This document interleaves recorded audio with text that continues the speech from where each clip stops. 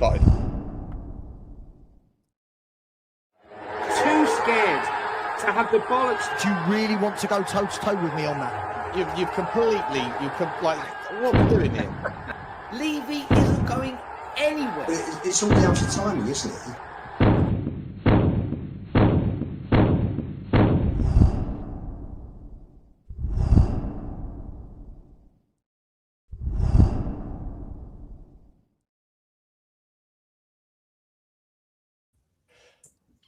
Yes, guys, how you doing? Welcome back to the Spurs 3. I don't know what's happened there. We've lost someone. 2-1. How's everyone doing? Welcome back. Hope everyone is happy and healthy, doing the things they love. It is Monday, the 27th of April.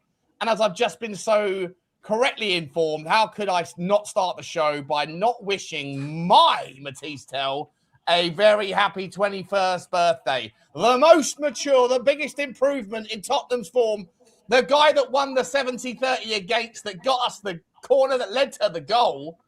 You've all been wrong about Matisse Tell, and I won't let any of you forget it ever, as he continues to impress. Guys, I'm only joking, but I do wish him the very, very best of happy birthday wishes to him.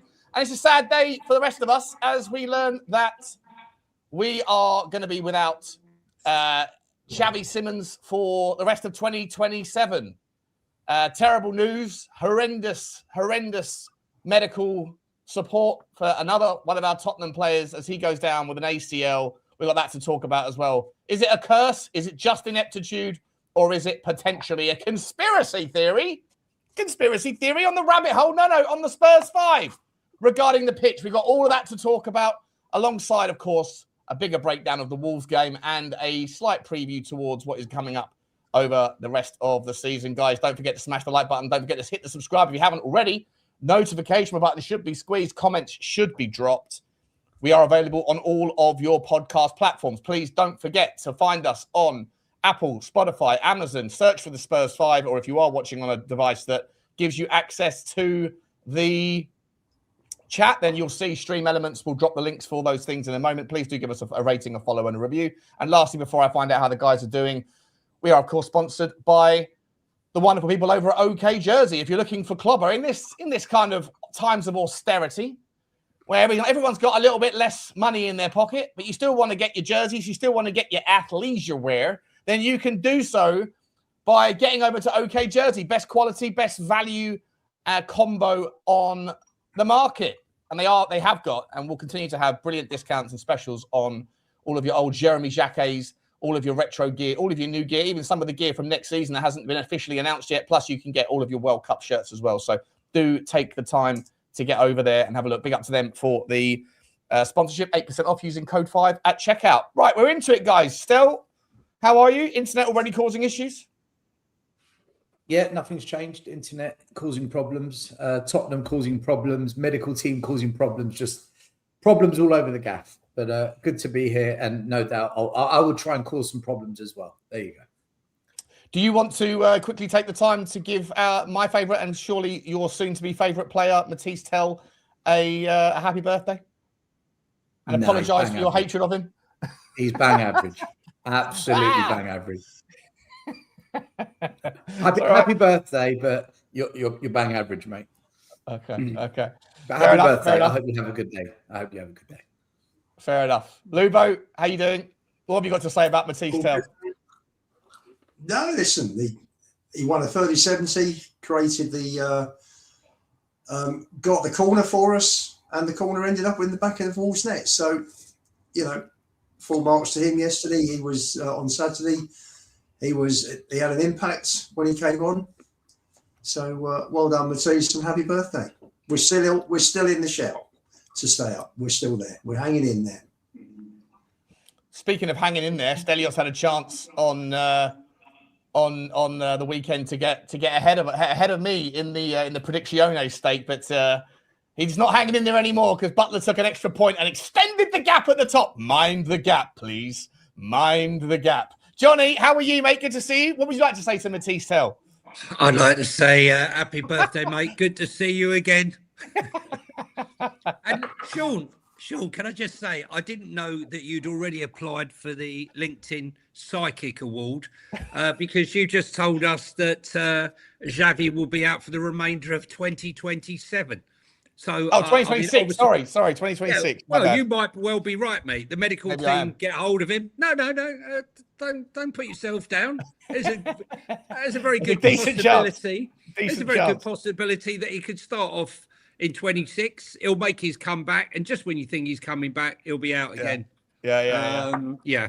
And that's the state of where we're at, isn't it? That is the state of where we're at. Yeah, but Matthias Tell, look, we've seen improvement week in and week out. We can see that he tries and he takes his player on. And as Lubo said, you know, he was right in front of me, made that challenge when a lot of players might have given up, and he won the corner.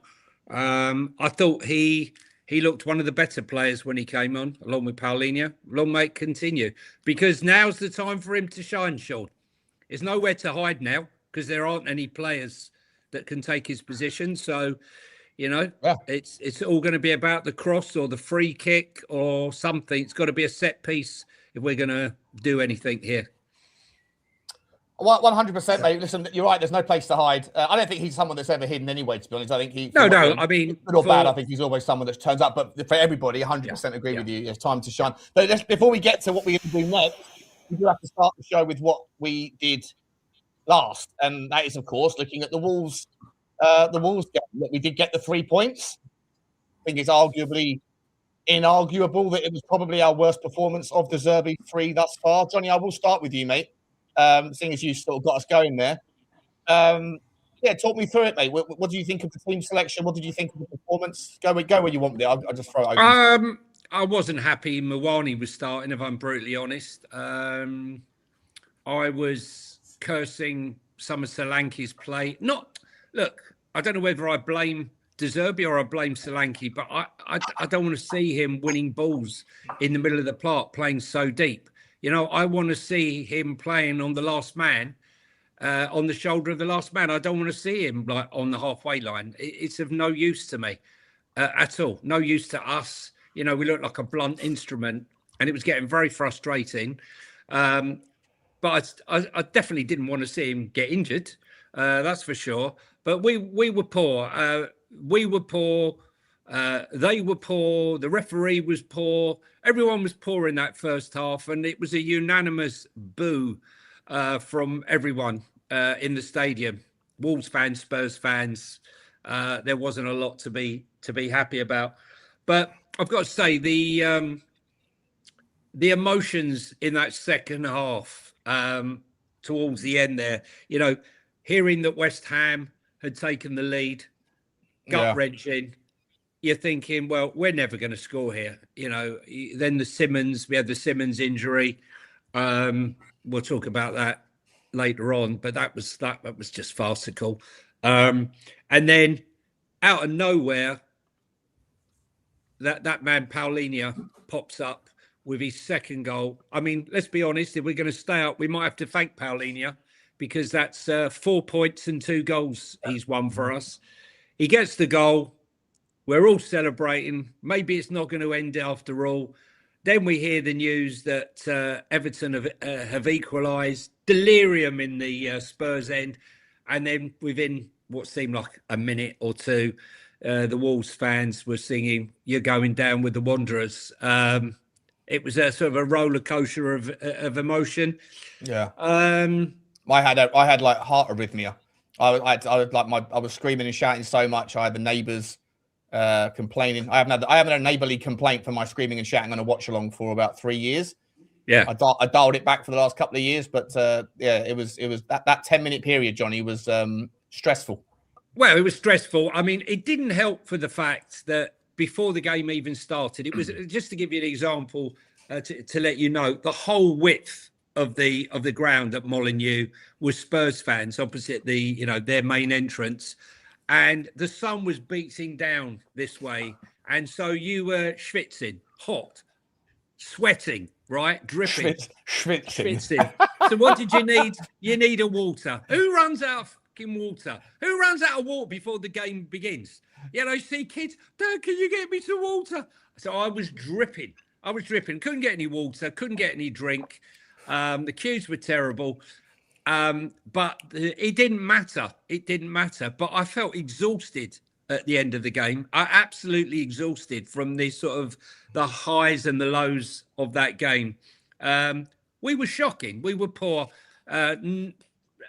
Paulinho got us out of trouble. It's as simple as that. The players, though, celebrated like they just won the FA Cup. I can't say anything about it. It was a massive release, but a big up to Kinski, who's got so much abuse over the last, following the game in Bilbao. And I think right now, I wouldn't be dropping him at all. I think there seems to be more of a calmness in defence. Yes, Wolves had a couple of chances, but I just feel, he's that much better with his feet. The defence seems a little bit more relaxed in his presence, and I think that can only be a good thing. My worry is that De Zerbi likes a bit of Italian, and I think he'll throw him back in. But look, it is what it is. Left the stadium. I can't say I was celebrating our first win in 2026. I mean, obviously, we were happy we won, but there's just this feeling, Sean, a resigned feeling I have. But, was any that down to the fact that you had a curry at 12 o'clock on a bacon hot day? Was that part of the reason you had a dodgy feeling in your stomach? The Desert Yew tree, the Desert Yew tree, if anyone knows it in Wolverhampton, is worth the journey on its own. And if we do have to go down to the Championship next year, I will be back at the Desert Yew tree. Good. Fantastic. Absolutely fantastic. Absolutely fantastic. Bloody fantastic. Big shout out. Best curry I've ever had. I will say that. Good man. See if we can get a sponsor from them. We go on. Listen, look, we go on to the next game, but it's hard to see now. I think it was just a bit demoralising to see the fact that the two players that De Zerbi held up as the players to emulate, both were lost in that game. Yeah. We'll come to that section in a minute. Lubo, big up to you. Same sort of question, mate. You were at the game as well, I presume. Yes. The crowd were fantastic, from what I could hear on the watch along. I thought the away support never lets you down, does it? What was your overall stance of the game, and include, if you don't mind, your take on the red card? Wasn't it with Andre? Because there's been a lot of uproar about that over the last few days. So, what's your take on it? Shall I start with that? Again, got it wrong. Ref got it badly wrong. Again. You look at some of the red cards that have been given out for tackles this season, and he just got it badly wrong. You saw all the Spurs players went for him literally after that tackle. There was a big melee, and you can tell from players' instant reactions a lot of the time what's happened, and the tackle was shocking. And again, Anthony Taylor bottled it, a bit like he did last week when Gabriel slung his head in Haaland's face. Bottled it again. I don't get it with these refs. They're told the rules. They've just got to follow them. It's as simple as that. And Lubo, can I just ask you, just very quickly, sorry to butt in, did you think, because at one stage he took so long to even give him the yellow, I thought he was definitely going to give him the red, but he didn't even look like he was going to give a card. No, it's funny with tackles like that, Johnny. You normally find, players go straight through the opposition, and players come piling in quickly. The referee normally gives a red card straight away for a tackle that's that bad, which diffuses the situation, which takes the teammates away from it because they've seen the red card's been given as well. He didn't. We just didn't expect him to do anything. Andre could have got a second yellow for his reaction. He had to get pulled away by the Wolves players, and the Wolves players telling him to think, to calm down, because he was still going mental. Ref didn't fancy it. Again, it was poor. I think in terms of team selection, apart from Apart from Moani, I think I said on here, I thought we were going to maybe play a 4, maybe a 4-2-1-3, possibly 4-2-2-2, maybe with playing Paolini and Bentancur, and then Xavi and Gallagher further up with Solanke. And for me, I would have started with Tell. He didn't. He played Moani. Complete waste of time playing that guy. We played with 10 men. All we watched him do the first half before he got hooked was pass the ball to the opposition. Yeah, absolutely. I counted six times in the first 45 minutes. It wasn't just like a misplaced pass. Yeah. He literally was nowhere near giving it to any Tottenham player. He just gave it away to them. It was absolutely atrocious.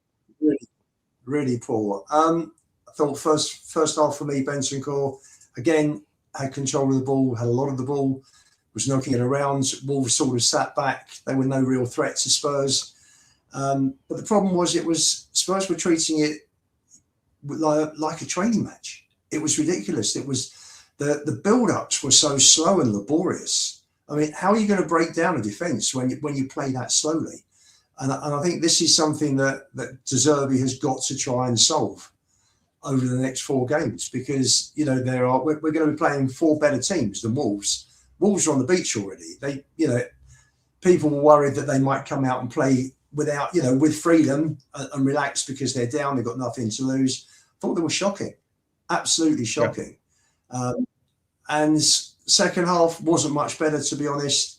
I thought, as I said earlier, Tell won that ball. It was literally right in front of me. We were sort of 4 or 5 rows behind the corner flag. And he won it, and we got the corner. The ball finished up in the back of the net. Big relief. Whatever West Ham do is out of our control. All we got to do is win our games, and it's up to us. It's up to us. But the problem is that West Ham are winning games. They are nicking points, and we are losing players. So it's becoming more and more of an uphill battle each week. The biggest thing was we got the win. We got the monkey off our backs. You look at the players celebrating. I'm not surprised. It's 4 weeks tomorrow since the previous win at Palace on December 28th. So I fully understand the players' relief and pure joy at actually winning a game. Kinski, superb. I was one of those that didn't want to see him in a Spurs lineup again after Madrid. But for me, he's come back. He's been absolutely superb in these 3 games. The save was top draw, and that save kept us up. Kept us in it at least. Kept us in it for now. Done. Yeah, we're done. But I do think that we're relying more on the opposition, to be honest, that West Ham are playing than us, because if they do their job, if their opponents do their job, I think we've got a chance. Otherwise, it's going to be difficult. Yeah, we'll come to the run-in and a bit later on in the show. Just quickly, I see people talk about 2-tier refereeing equals match fixing. Pete Hall, for example, here. Look, if any of you have kept an eye on what's gone on in Italy over the last 24, 48 hours, I mean, the head referee selector, I think his name's Gnocchi or something, has stepped down amid corruption and match fixing claims. It's reminiscent of the scandal that rocked Italian football in 2004, 2005 that led to Juventus getting relegated and that the league getting stripped to go to Inter. This time around, it looks like it's Inter that are the primary beneficiary of selective refereeing, selective outcomes. As we spoke about on the channel that shan't be named earlier, this notion that referees are robots and they are incapable of bias, they're incapable of being corrupted, incapable of having outcomes that they might want, or the VAR teams, any of that stuff. It's not. It's laughably naive if you think that those things don't happen or can't happen. I'm not saying they are happening in the Premier League, but when you see certain things happening all of the time, there seems to benefit certain teams over others. And I know certain people will say that every single fan thinks that their team is on the wrong end of it. Fair enough. I'm sure that we all have our own biases, but to think that referees don't, or that they don't have other intended engineered outcomes in mind, it's laughable. Go and read up on the Italian thing. Second time in 20 years that's happened. just because it hasn't been uncovered anywhere else yet. It has been uncovered in Turkey, by the way, but just because it hasn't been uncovered in the Premier League doesn't mean it isn't happening. Johnny, I can see you take yourself off mute. I can see you want to come in on that one, do you? Yeah, no, I was just going to say, I mean, we have the same referee failing to give us a red card and being corrected by the PGMOL. You know, to say there isn't bias, you know, we had the referee who was up to no good. We want to talk about that, but due to being legless, he confessed that he absolutely hates Jurgen Klopp. Now, had that not been uncovered, had he not been drunk, that wouldn't have been uncovered. And God knows how many games he might have been there influencing what went on there. Look, there is definitely bias in referees. I don't believe there isn't. You know, you mentioned Turkey just now. 370 of 570 referees and officials in Turkey had gambling accounts. One had over 800 bets placed on football. Now, I'm not saying that's the case in the UK, but to say that there isn't bias in referees, I think he's so naive. I mean, we've seen it time and time again. And, you know, this season, I don't want to be going on about it because Sagas says like he's going to count how many times we mention the referees. But come on, Saga, mate, it's hard not to mention them when we've been subjected to some of the poor refereeing decisions. It's not the reason why we've not just it's not just Spurs. The idea, No, the concept. Yeah, that's what I was about to say. You know, yeah. when what was it that giant conspiracist once said? When personal interests converge, a conspiracy doesn't need to be happening, right? Sometimes it's not a conspiracy. Sometimes it's just mutual interests converging. And I think that these sorts of things are happening. And don't forget that the scandals regarding the 115 charges with Manchester City only came about because of a leaked email. The charges, the 95 charges that were, or the 85 charges, whatever it is, that were leveled against Chelsea, that have been confirmed, even though they got a slap on the wrist. They are cheats.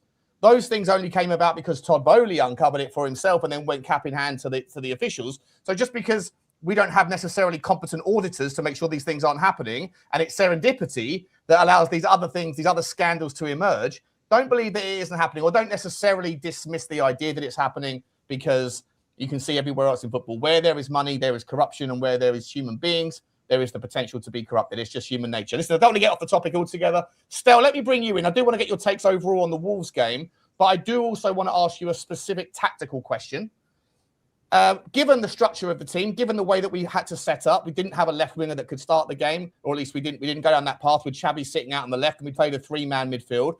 It did feel a little bit reminiscent of the skew that we've seen quite a lot this season under both Igor Tudor and Thomas Frank, where Jed Spence was taking up a lot of the heavy lifting coming down the left-hand side as our outlet. His inability really to create and forge chemistry and partnerships with the people in front of him, with Xavi Simons seemingly a little bit anonymous in that first half, if I'm honest, but let me know your thoughts. And everything going down the right-hand side to a Pedro Porro and a Mawani that were both well off the boil in the first half. Did you have any particular did you agree with any of that? That's what I just said, by the way. If you don't disagree, then go in a different direction. But if you did, are you a little bit surprised that De Zerbi didn't sort of get ahead of the fact that Tottenham just weren't clicking with the way that he set them up, and to try to invoke a little bit of a different tactical pivot earlier than he did? Because I was a little bit disappointed with De Zerbi's reluctance to kind of augment the shape earlier. First of all, I just want to quickly say corruption with referees in Italy. I'm not surprised now that Paratici's back in Italy working. I'm sure there's going to be some correlation there. Goes back to Italy and there's corruption. Okay. He's waiting for Johnny to have a go. He's waiting for Johnny to come off mute. You're not going to do it. Johnny's not biting. Johnny's not biting. I bet you Fiorentina are at the heart of all these allegations. It will all come out. I think Fiorentina are more than happy sitting where they are, as opposed to where Spurs are. You know what? I think from memory, I looked at the article earlier on. I think Fiorentina might have been involved in the allegations. Before he got there, though. Before he got there. You think? I know they are. I haven't even looked at it, and I know they are. There you go. Paratici's cooking is what he does, right? He cooks. He's a chef.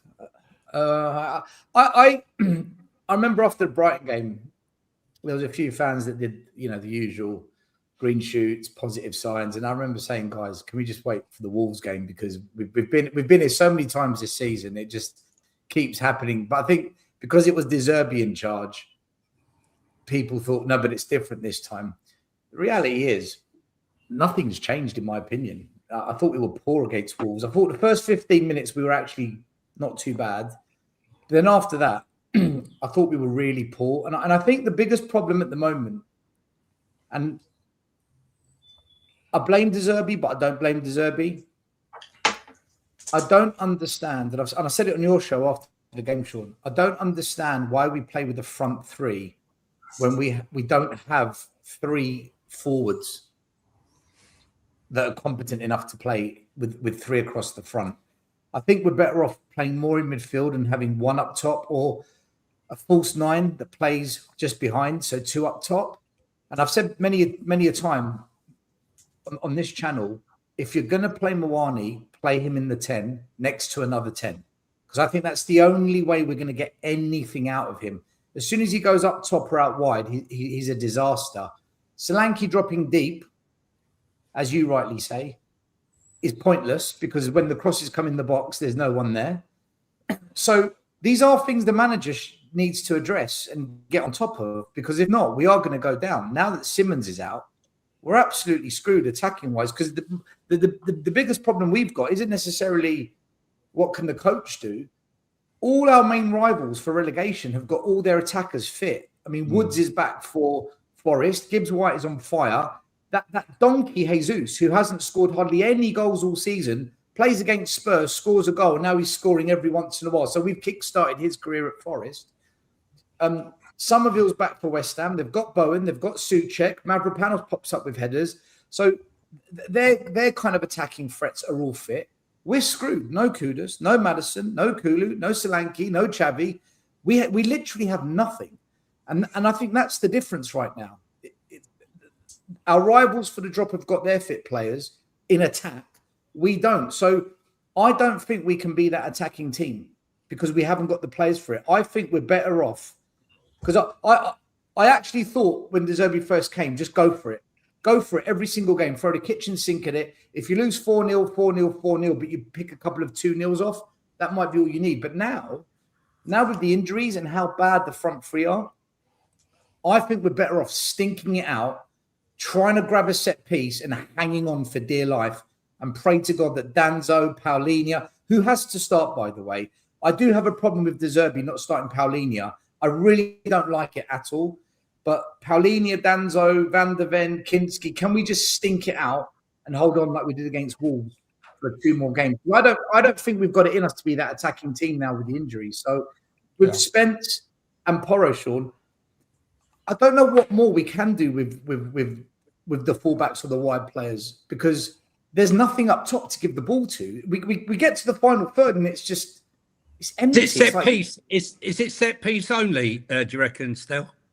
Like, just before you get onto that, because that was a question I was going to ask you guys. How do we get through the next 4 games? Before, just on that point with regards to Jed Spence. Sorry, Johnny, I'm not trying to reshape, just to sort of stay on the path here. If you don't mind, just regards like Jed Spence for me. Like, I rate Jed Spence. I think he's nice on the eye in terms of the way that he drives the ball forward. I like the fact that he gets back as well. He's got stamina for days in a team that I think struggles with stamina. I think a team that runs out of gas in the second half, generally speaking. I've got nothing against him sort of personally.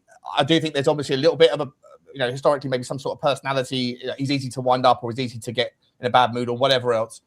The problem for me, I feel like it's a limitation in his game. It's a limitation in our game when he plays off the left. Is simply that he doesn't seem to be able to work chemistry with anyone in front of him. I haven't seen him build a relationship with anybody on either side whenever he's played in the entire time he's been at Tottenham. He is very capable and competent of dragging the ball up at pace. He is very capable of getting past a man at pace, which is all very good.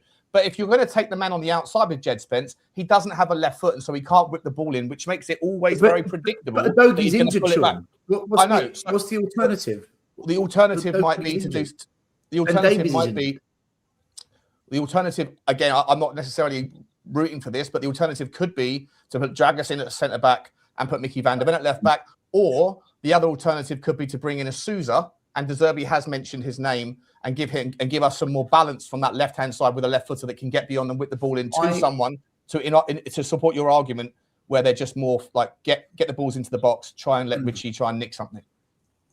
I'm massively against throwing in young players into this situation. I think the situation we're in needs grown-ups, men, and players with some Premier League experience behind them. The thought of throwing in kids into this pressure cooker, and it's going to get more and more tense. I don't like the idea of it. Having said surprised that, me, Phil, because for most of the season you've been advocating utilising the kids more than anybody else I've ever heard of. Yeah, absolutely. I've wanted the kids to play, but now where we are now, 18th on the cusp of relegation, now's not the time to say, right, you're going to get your debut at Spurs, or you're going to get more chances now. This is not how to integrate a youngster. My argument during the season is, why does Odebert and Tell get so many minutes, but the youngsters don't get any when we're losing every single week? That was my argument. But look, I think we've got to stick with Jed Spence, because Jed Spence, at least he's got fight in him. At least one-on-one, he's not a bad defender. You're right. Going forward, it is a problem, but then the whole team's a problem going forward. Like, other than Xavi Simons, like, if you look at the last four odd games, Forest we didn't score, Sunderland we didn't score. Against Brighton we scored 2 goals. One of them came from a defender. The other one was Xavi Simons. In this game, who scored? A defensive mid. None of the midfielders or attackers score. The only midfielder we've got in this club is Paulinho. Paulinho is the only goal scorer we've got. And that's all. That is always from set pieces, by the way. Like, every goal that he scored, all of them, the overhead kicks, like, they're always from set pieces, which I guess plays into the hands we were talking about doing more, just nicking set pieces, nicking corners, going back to essentially Thomas Frank's settings from October forward, which is what he did the entire first half of the season. I'm not arguing for Jed Spence to be dropped. I also have concerns about the idea of Suze. I'm just throwing it out there as a scenario. Johnny, I'll ask you. I just think the concern is when you skew the tactic, when you skew the formation so that everything leans down the right. When you play a left winger, I know Xavi's not here anymore, but we'll speak about him now in the next bit. But when you play a left winger that wants to come in, play in the 10, and then you basically make it very obvious that everything that is going to be progressed is going to come down the right-hand side, apart from transitions, where Jed Spence essentially wins the ball back and then takes it up the pitch himself. I just think it becomes predictable, and predictability is very, very easy. It's a lot easier for teams to be able to restructure and reorganize against that. And that's just my concern with regards the way that we're setting up at the moment. Look, I'm a little bit close to this Jed Spence thing, but there are things that really bug me about him. Stop tugging your shorts. Stop pulling your socks up every 2 minutes, right? Concentrate on the game. He keeps doing it. Tug his shorts, pull his socks, right? Personally, I think he has to get away from this thing that he's not a left back, and at least make the effort to try and cross the ball first time with his left foot. But if I'm brutally honest, Sean, as soon as the doggy's back, Jed's being dropped. Personally, the way things are right now, I've said it time and time again. I know not many people agree, some don't, but I'd be playing Destiny Udogie on the left because he will get beyond the defenders. Do we know if he's back soon, Johnny? There's a good chance he could be back on the weekend, but that's before the Spurs medical team get to him. And then on the right-hand side, I'll be playing Jed Spence at right back, and I'll be pushing Pedro Porro further forward. I would not be looking for him to be beating his man. I'd be looking for him to play more of that Ivan Perisic type of thing, where he's just whipping the ball in. I'm not saying he's Ivan Perisic for any shape, way, or form. And I'd like to see Richie playing off of the shoulder of the last man. I don't want to see him in midfield. I've got no interest. And I'd like to see Gallagher push further forward. For some unknown reason, again, he was playing far too deep. And when Simmons did manage to get forward, there was no one there again. But I would like to see him in that position. And, I'd be tempted to put Tell on the left-hand side, if I'm brutally honest, just to see how it went. Johnny, do you know why I think we often find ourselves too deep? The last 3 games under De Zerbi, I've noticed we can't keep possession of the ball. The quality of our passing is bad. The only one that seems to keep possession of the ball quite well is Bentancur. Yeah. So if Bentancur's not on the ball, and what happens is we give away possession, and if we don't quickly press, we naturally get pushed back, and that's what Brighton did to us. We didn't drop deep against Brighton for the last 15 minutes. We couldn't keep the ball, and they just pushed us back. I think that's the issue we've got. We're finding that's why further up the pitch are being pushed back because we can't keep possession. I agree, and I think though the reason is I'm with you. We have to play Paulinho, because you can say Paulinho's deficient in his pace and all the rest of it, but you know it's up here. It's that experience up in the head, and that experience with Bentancur. The two of them can offset the lack of pace with Nusa Nauhaus. And listen, we know listen. He's not only is he one of our top goal scorers, he's the top tackler in the team. He knows where the goal is. I mean, when he came on at Brighton, he nearly scored with his first touch. Hit a shot. He's capable of hitting the ball. He's capable of getting in the air with headers.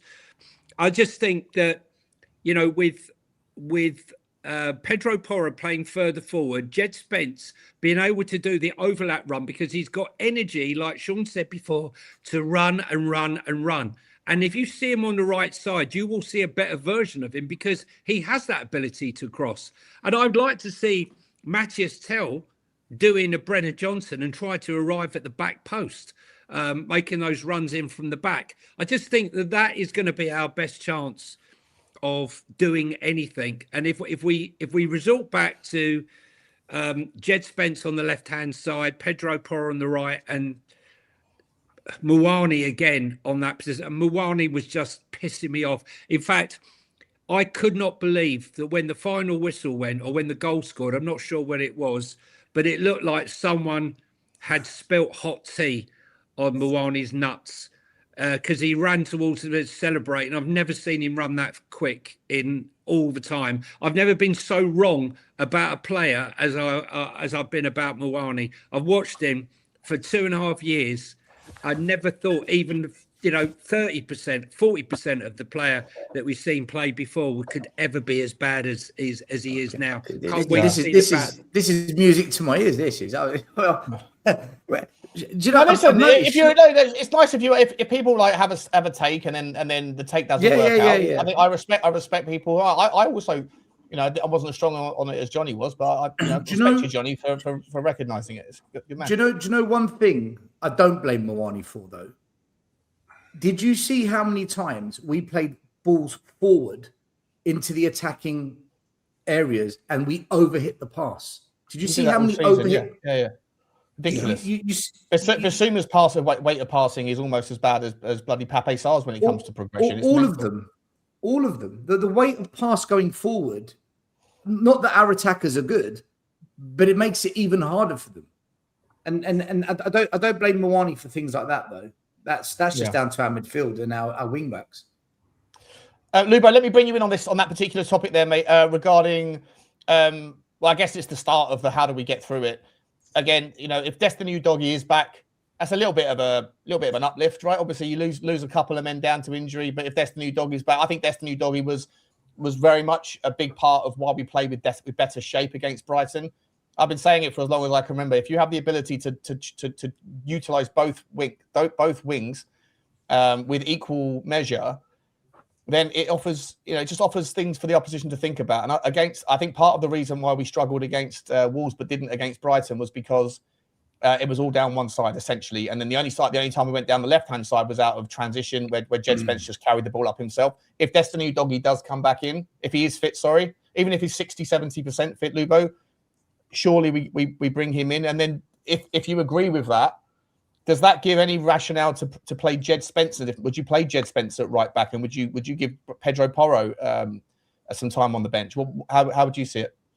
We have got, at the moment, I think we've got 15 fit outfield players, plus the two keepers. So we've got 17. If Udogie comes back, okay, that's 16. I would do what Johnny suggested. I'd be definitely playing Spence at right back, which is his best position.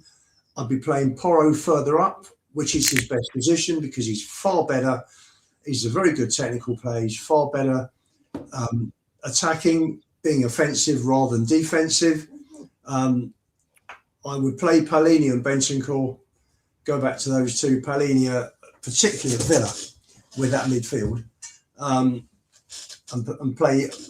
So you'd have for me, you'd have a Spence, Danso, Van de Ven, Doggy back four, Palhinha, Bentancur double pivot, a three in front of Porro, Gallagher, and Tell, with Richie up front, and then you've got Basuma, Moani, Souza, and Dragusin. I think I've possibly missed one here, plus one more. In terms of how do we score goals? Firstly, you've utilised. Have you got notes there, Lubo? Yeah, I've got notes here. How do you score goals? Okay. Porro. Is it a manifesto? No, it's very, very, very simple. Very simple. Listen, we're short. We're desperately short of players. We've lost 2 out of the top 4 front 4 in effect at the weekends.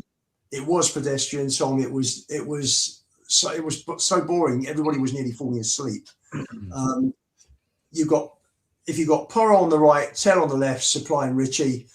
Whatever we think of the centre forwards and the forwards and the lack of action we've had and lack of goals we've had from them, the service the forwards have had this season has been virtually non-existent.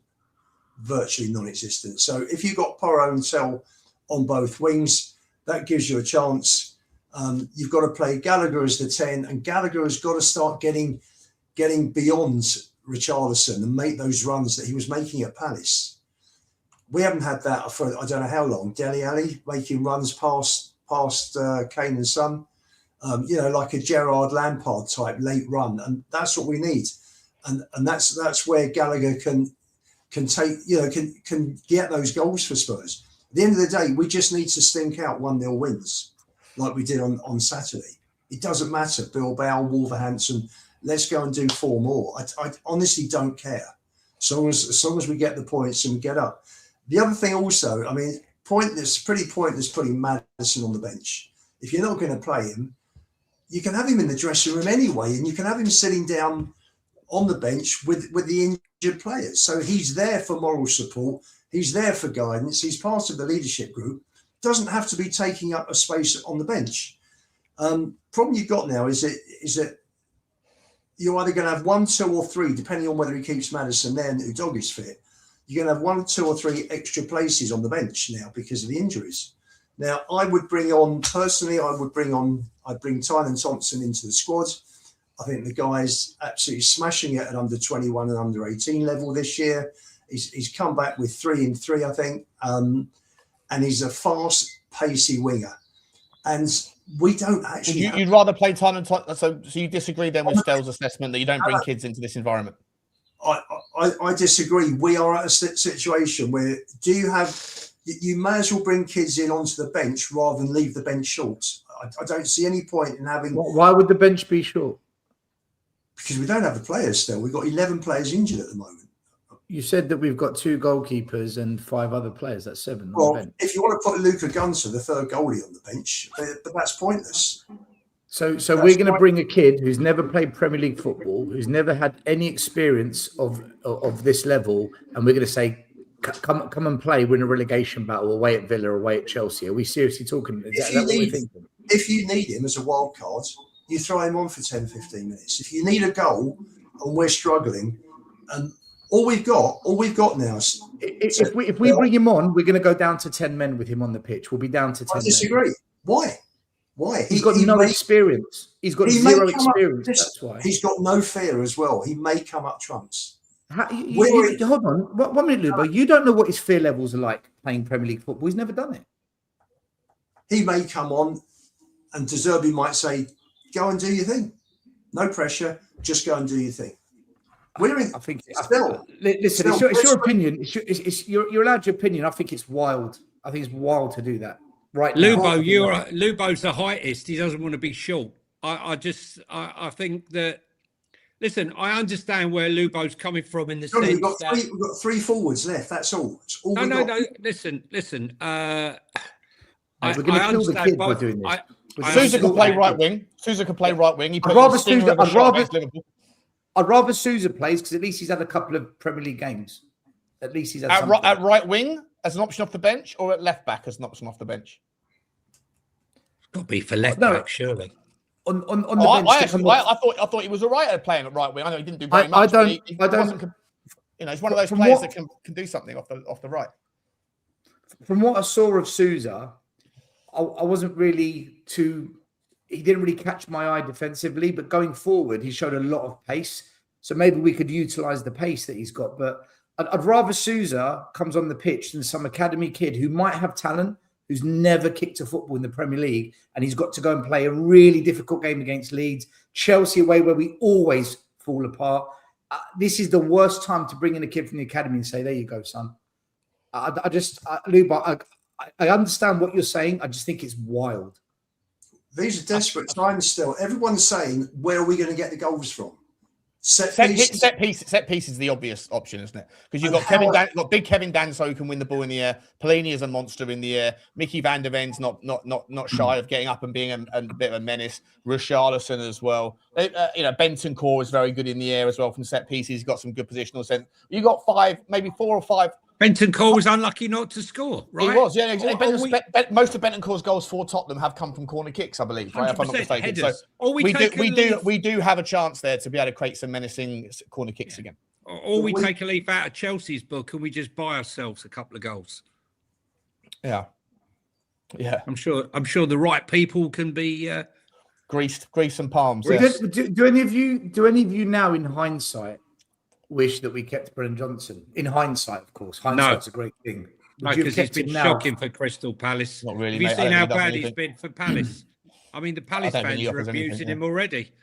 He's only been there 5 minutes. He looked very good in a very specific Ange Ball system that was played to his strengths, with players like Solanke that were doing the sacrificial lamb, the Lord's work, creating space for him to get in at the back post. But in any other setup, in any other design of football, where you have a more balanced team, where you're under the pressure, where you don't have 60% of possession, in any other form or fashion of football, Brennan Johnson in a Tottenham shirt has been absolutely fucking atrocious.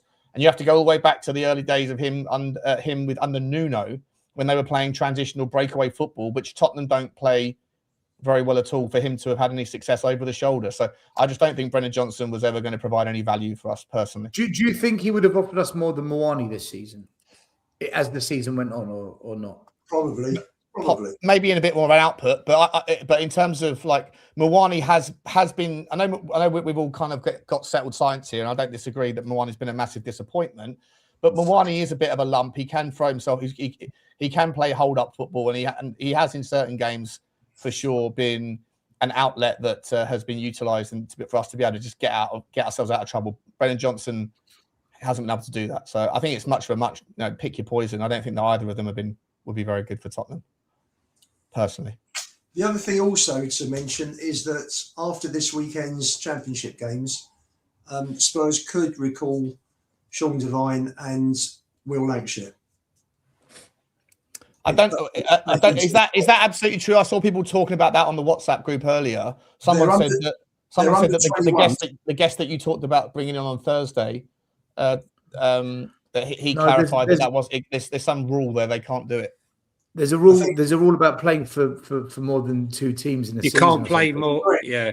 Correct, which would rule out Donnelly, but doesn't rule out Devine and Lancashire, who I think Lancashire's played for Oxford all season, and Devine's played for Preston all season. So let me say, Lancashire's was it Lancashire West Brom at the start of the season or not? No, that was last season. That was last season. I've got to say, I spoke to someone this afternoon whose brother-in-law is an Oxford fan, football guy. And he said he's been absolutely superb. And for a loan against a relegated club, I think he's got 10 goals and 12 goals now. I think it's 12 goals. Is it 12 goals? 12 goals, so. 2 or 3 assists. Hey, his positional sense is fantastic. His ability to read the game. Something it's about more than that. Lancashire. Yeah, is that, but also I'm not saying he's Harry Kane, so don't even throw that at me. But the type of goal that he scored for the second goal was the type of goal that Harry Kane would score from outside the box. The type of goal that I don't remember. When was the last time we scored a goal like that at Spurs? I'm trying to remember. If someone could let me know. When was the last time someone picked up a ball like that from that far out and smashed one in? Papa Sarr, maybe? I think it was Basuma against Everton, beginning of last season, in the 4-0 win. He smashed one in off the bar from the edge of the box.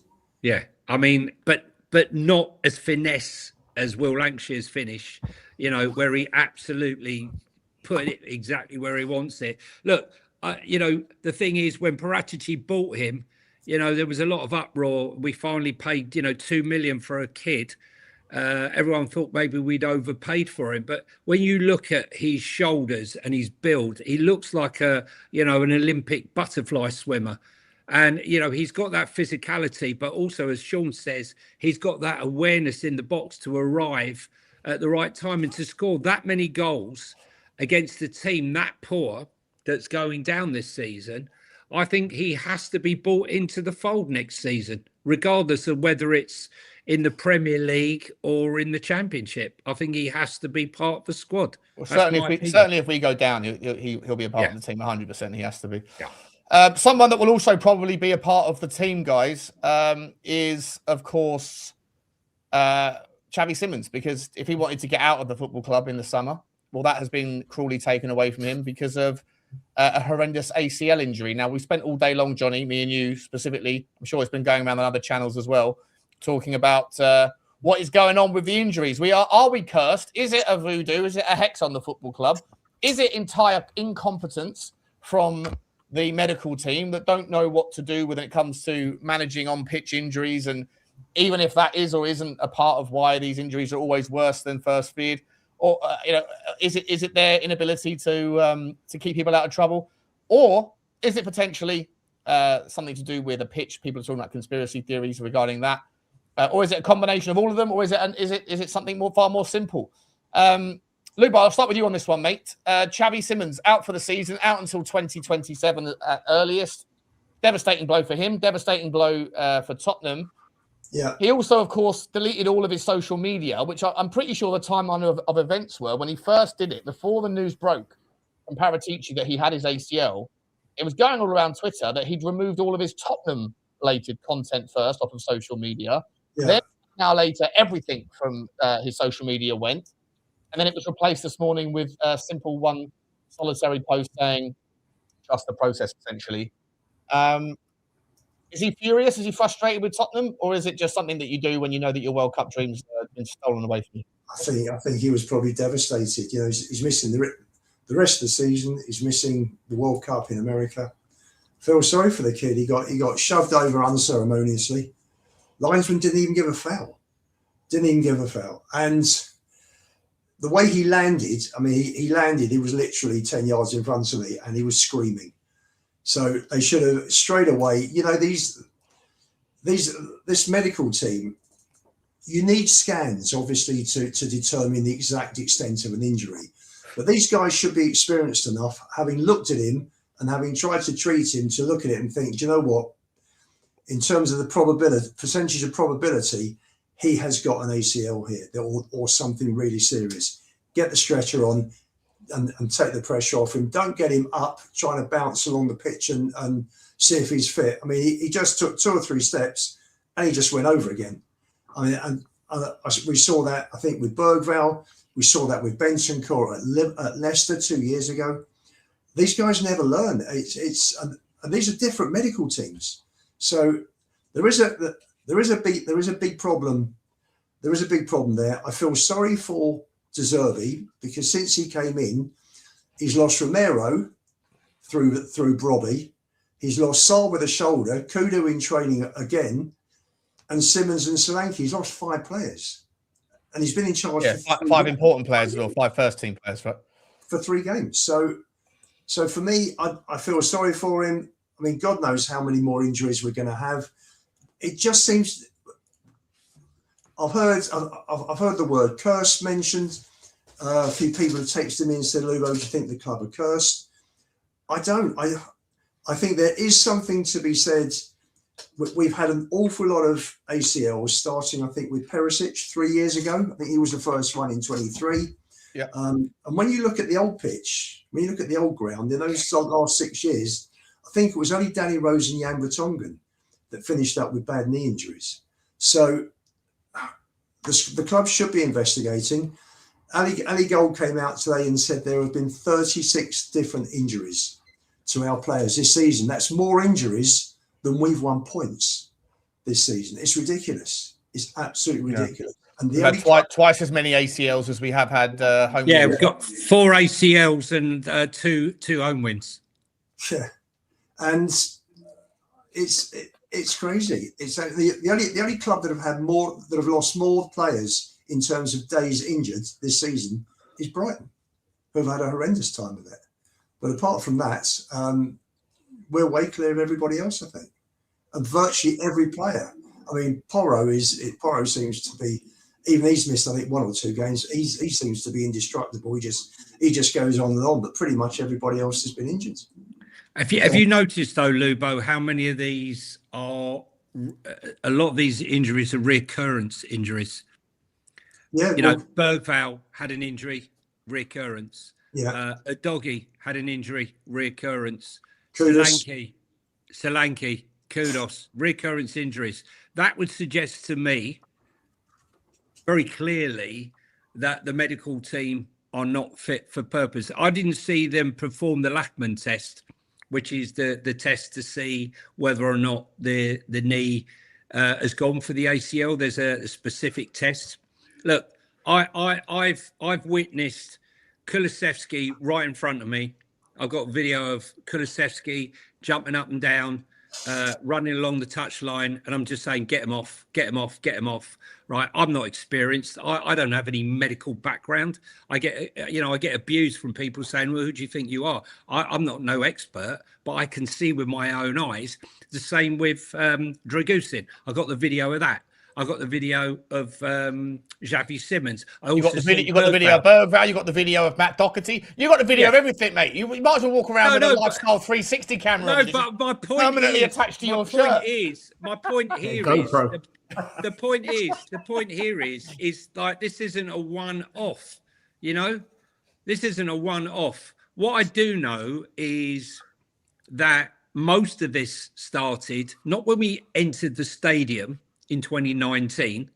Most of this started under, I'm not blaming him, but under Ange Postecoglou. And around that time, when Jeff Scott was there, we had the recovery runs where a lot of the players were doing their hamstring injuries. Then we had Jeff Scott leave. We had numerous top people leave the club. Some are now at Man United. Some went to the Dolphins. We've had a whole host of top people leave around that time in that first early period of Ange Postecoglou. And I think it's just been an absolute shit show ever since, trying to get medical people in. And I don't think there's any balance. I don't think there's any rhyme or reason. Other than incompetence with the people who are managing the injuries. I mean, you heard him scream, yeah, when he went down, right? Yeah. Okay. I said, like, what they're messing around with? There's obviously an injury. When you're pounding the ground 3 minutes after the event, that's a pretty good sign.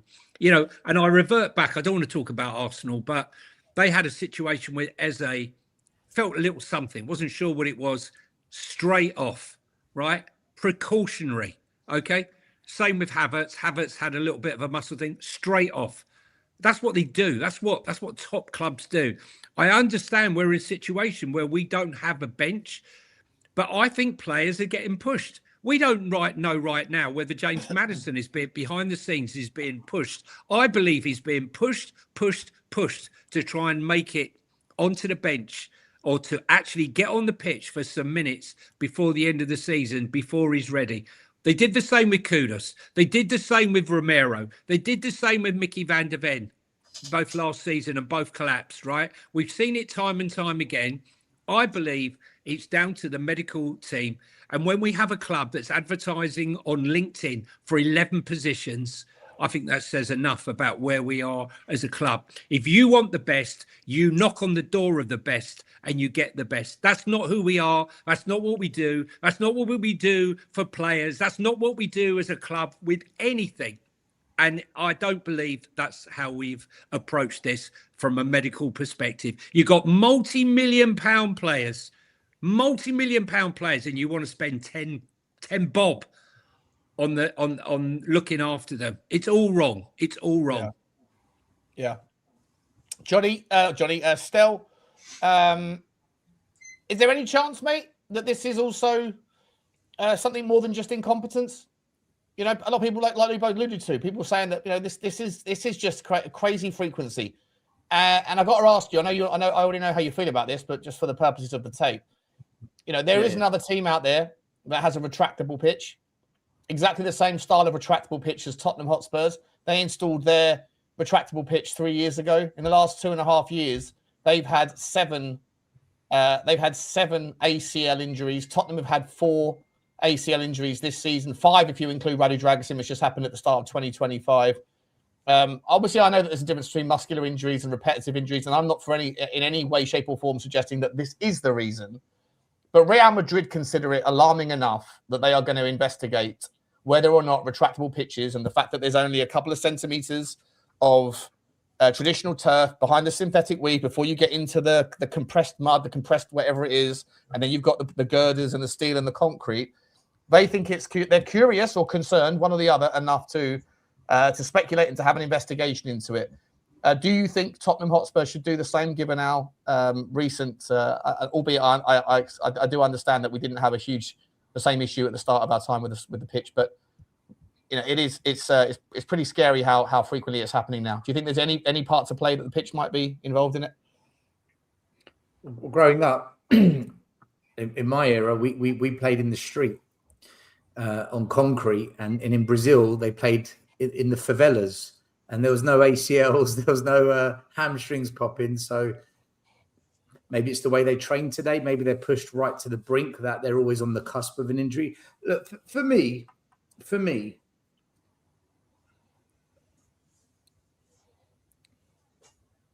there's 2 separate bits here. One is everything at the club is run badly.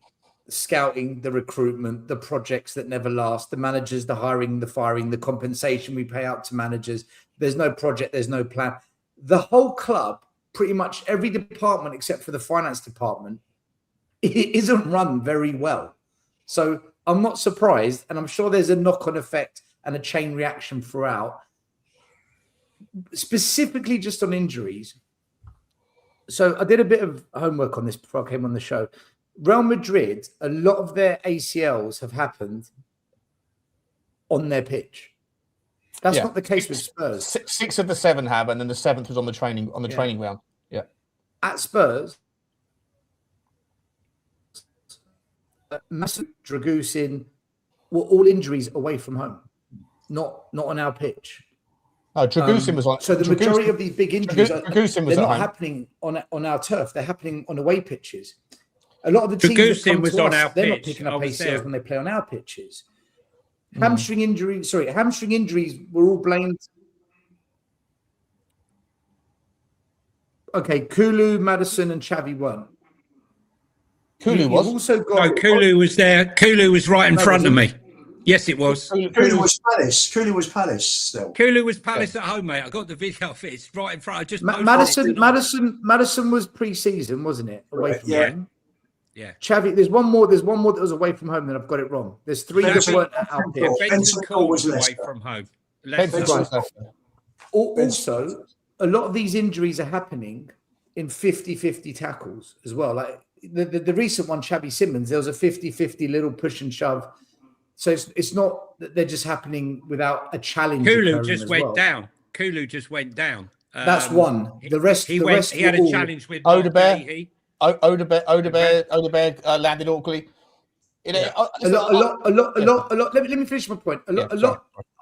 If these were all happening at our home pitch and this was all happening at White Hart Lane or at training, I'd say, do you know what? There's a case, but that's not the case. They're very sporadic where they happen, and half of them haven't happened at our ground. ACLs are on the up. Overall, ACL injuries have increased. What I think is happening, and this is my theory on Spurs, I don't think it's the pitch, although they should investigate it. Might as well, but maybe just use the Real Madrid investigation first as the guinea pig to save us a bit of money investigating it. What I think is happening, we're playing more and more games than ever before. The Champions League's now changed. That's got the group stage, more games. Europa Cup, extra qualification, more games. The World Cup, they've just increased the World Cup to every team in the world, more games. These players are playing more games than ever before. Sure. And when you run a thin squad, like Tottenham, who run a thin squad, I think we're inviting the potential for the risk of injury to occur more. We don't run a thin squad. We have the same squad size as everybody else. Hold on, Sean. We run a thin squad in terms of the players that the managers choose to play. We don't rotate a lot. We only rotate when there's injury or when there's suspension. We don't actually, if you look at Arsenal this season, they've actually rotated the team quite a bit because they've got a squad that they trust to do it with. I don't think we've got a squad that's trustworthy where managers feel they can rotate as much as they'd like.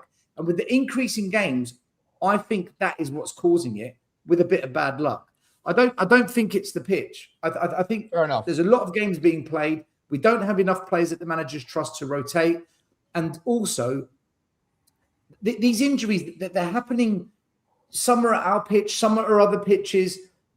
I think Sean, I think what I'm trying to say here is, I think there's multiple factors and not one kind of, it's the pitch, it's the medical team, it's ENIC, it's I think there's a lot of factors. I 100% agree with you. I would just say, I think it's difficult to judge this year regarding the thin squad thing, because we've had so many injuries from the start of the season that we've basically been threadbare to the point where there's not that many options throughout. But I do remember lots of periods where, for example, under De Zerbi, Bissouma, Bentancur, and Conor Gallagher have been the three-man pick, right? Whereas when De Zerbi first came in, and we saw the first week of training and everyone was getting pumped up, everyone was assuming that it was going to be Archie Gray and Bergvall that were going to be starting because he was putting their hands around their shoulders more often and talking to them. And so people were presuming that those were the guys that he was going to go with, and it hasn't proven to be the case. There's plenty of times this season where we've all been sitting there saying, why is it that Thomas Frank isn't giving minutes to Xavi Simons? Why is he on the bench? Same with Igor Tudor. I think there's been, in the moments where there have been options, I think there has been plenty of examples where they have picked players and rotated other players. I don't think there's a lot of difference between the choices in midfield that we have when everybody's fit. I think that people can make an argument that Archie Gray should be starting or Bergvall, not because there's so much depth there, just because I don't think there's a discernible difference. So I would slightly take a little bit of objection to, or push back a little bit on the idea that we've got a thin squad in terms of options. I'd also say a squad that we utilise. A squad that we utilise. Yeah, well, again, I would still say that I think this season it's been difficult to make the argument either way, because from the very first game of the season until the very last game we played, Sean, Danzo and Dragusin have only had minutes because of either injury to Van de Ven or suspension. Otherwise, we never rotate Van de Ven and Romero. Never. That's a fair point. But I'd say in the midfield and further up the pitch, I think when there has been options, there has been different choices and preferences being utilised. Either way, let me just get back to the point. Yeah. I agree with you entirely that it's a multitude of options. And I'm not even saying for a second that it is anything to do with the pitch. I just think it's ridiculous that people are dismissing it as it can't be. It's not that, it's something else. Like, there's obviously some correlation with Real Madrid and Tottenham Hotspur that have a disproportionately exaggerated higher amount of ACLs recently. So why didn't this happen from 2019 to 24? Because for 5 years at the stadium, this wasn't happening to us. Again, agreed, and that plays into the hands of the people that want to argue that it's nothing to do with the pitch. So it's a fair point, but I just think that there's no harm in investigating it, if only just to rule it out as an option. What I would say in regards to the point of that Tottenham's some of the ACL injuries, they haven't happened at the Tottenham Hotspur Stadium. I genuinely think that, again, to play into your point about the higher amount of matches, the higher frequency, the turnaround of games, the fact that there's more international breaks than ever, the fact that these players are being asked to play in the red zone all of the time, I think that you can make an argument that, you know, athletes today are very, very highly tuned, right, into certain things. And it's not like comparing them to us playing on a pitch on, you know, on the pissing, sodding, uneven ground on Hackney Marshes on a Saturday. These guys' bodies are incredibly, like, they're like racehorses, right? They're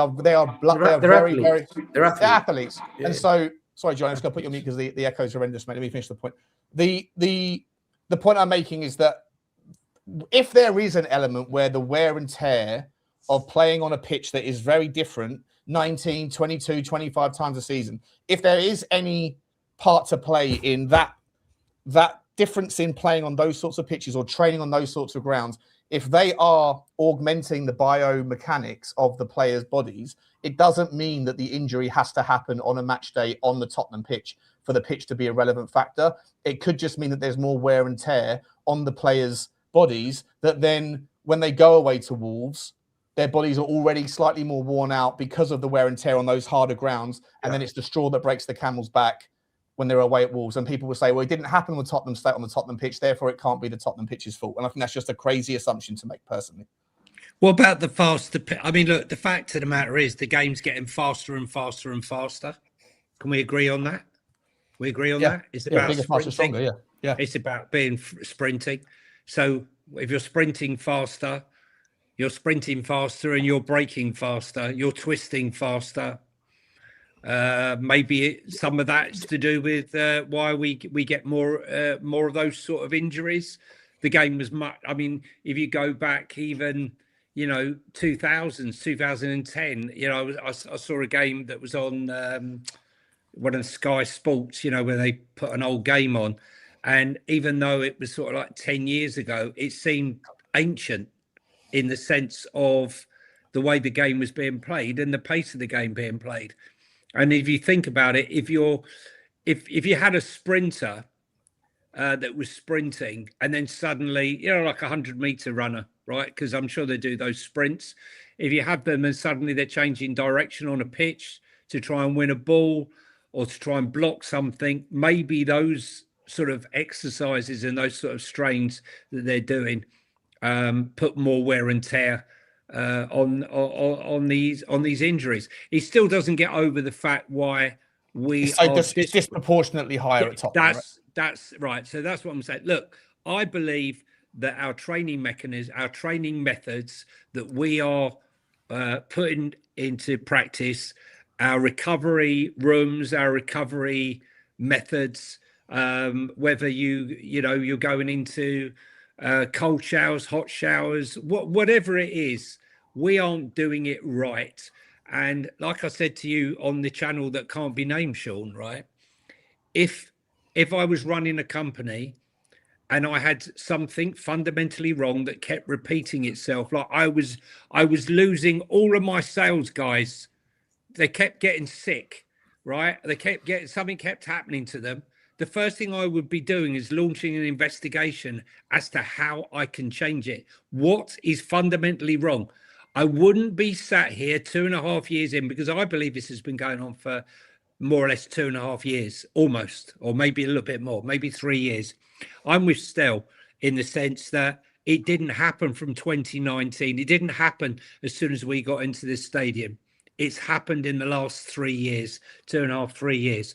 Therefore, you can pinpoint the time frame and then look at what has changed at the club or within the club in the last 2.5, 3 years. Lots of things have changed. Like you just said, though, it's not just the Jeff Scott thing. Lots of other things have happened. There has been a change in the dynamic of football in the last 2 years as well. Everyone's moving towards more sprints. A lot of our experienced staff have left and gone on to bigger jobs, whether it be Manchester United, Nottingham Forest, or wherever they've, Miami Dolphins or wherever they've all left to go to big sporting corporations, and we have been left with, from what I hear, is a lot of kids or young people here with a lot less. Look, it's no coincidence that you've got international players who would rather entrust their fitness and their well-being in their national physios or their national guys than their own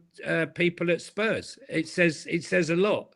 And I think it has to be investigated. You know, if you want to do your pitch, do your pitch. But I think it runs a lot deeper than that. I think it's to do with, look, we've always cut back on staff. We've always tried to do everything on the cheap.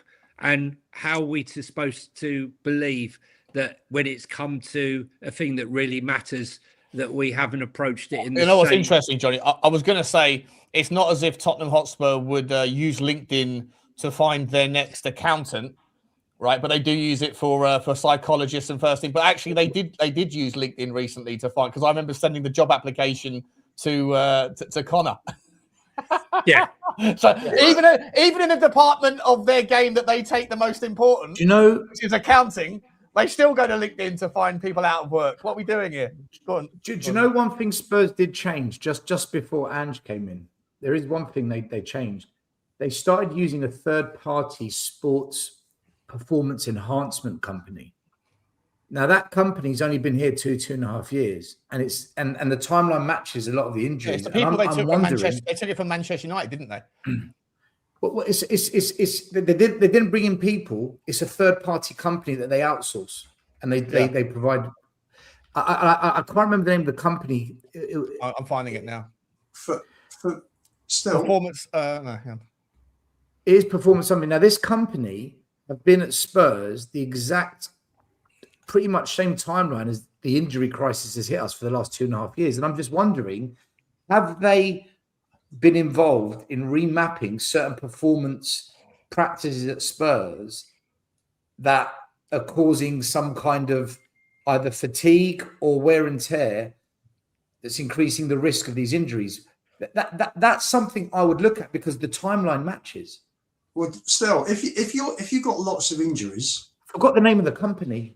Altius 8, was it Altius 8, or was that the Altius 8 was a company that Levy hired a bunch of people that left Manchester United, but that was for performance. But I don't know if that was commercial. No, that's not them. That's not them. No. Okay, that was something else then. Go on. Sorry, Lubo. Go on, mate. Sorry, I lost my train of thought. Number one, if you're the owners, you want to investigate it. How much money are you paying players to sit on a medical to sit getting treatment week after week after week? I mean, Maddison's 8.3 million, Kulu's about 6 or 7, etc. I mean, there's 15 million for those two. I mean, you look at the amount of players that they're paying just to sit out every single match. It's going to be a lot worse in the Championship, Lubo.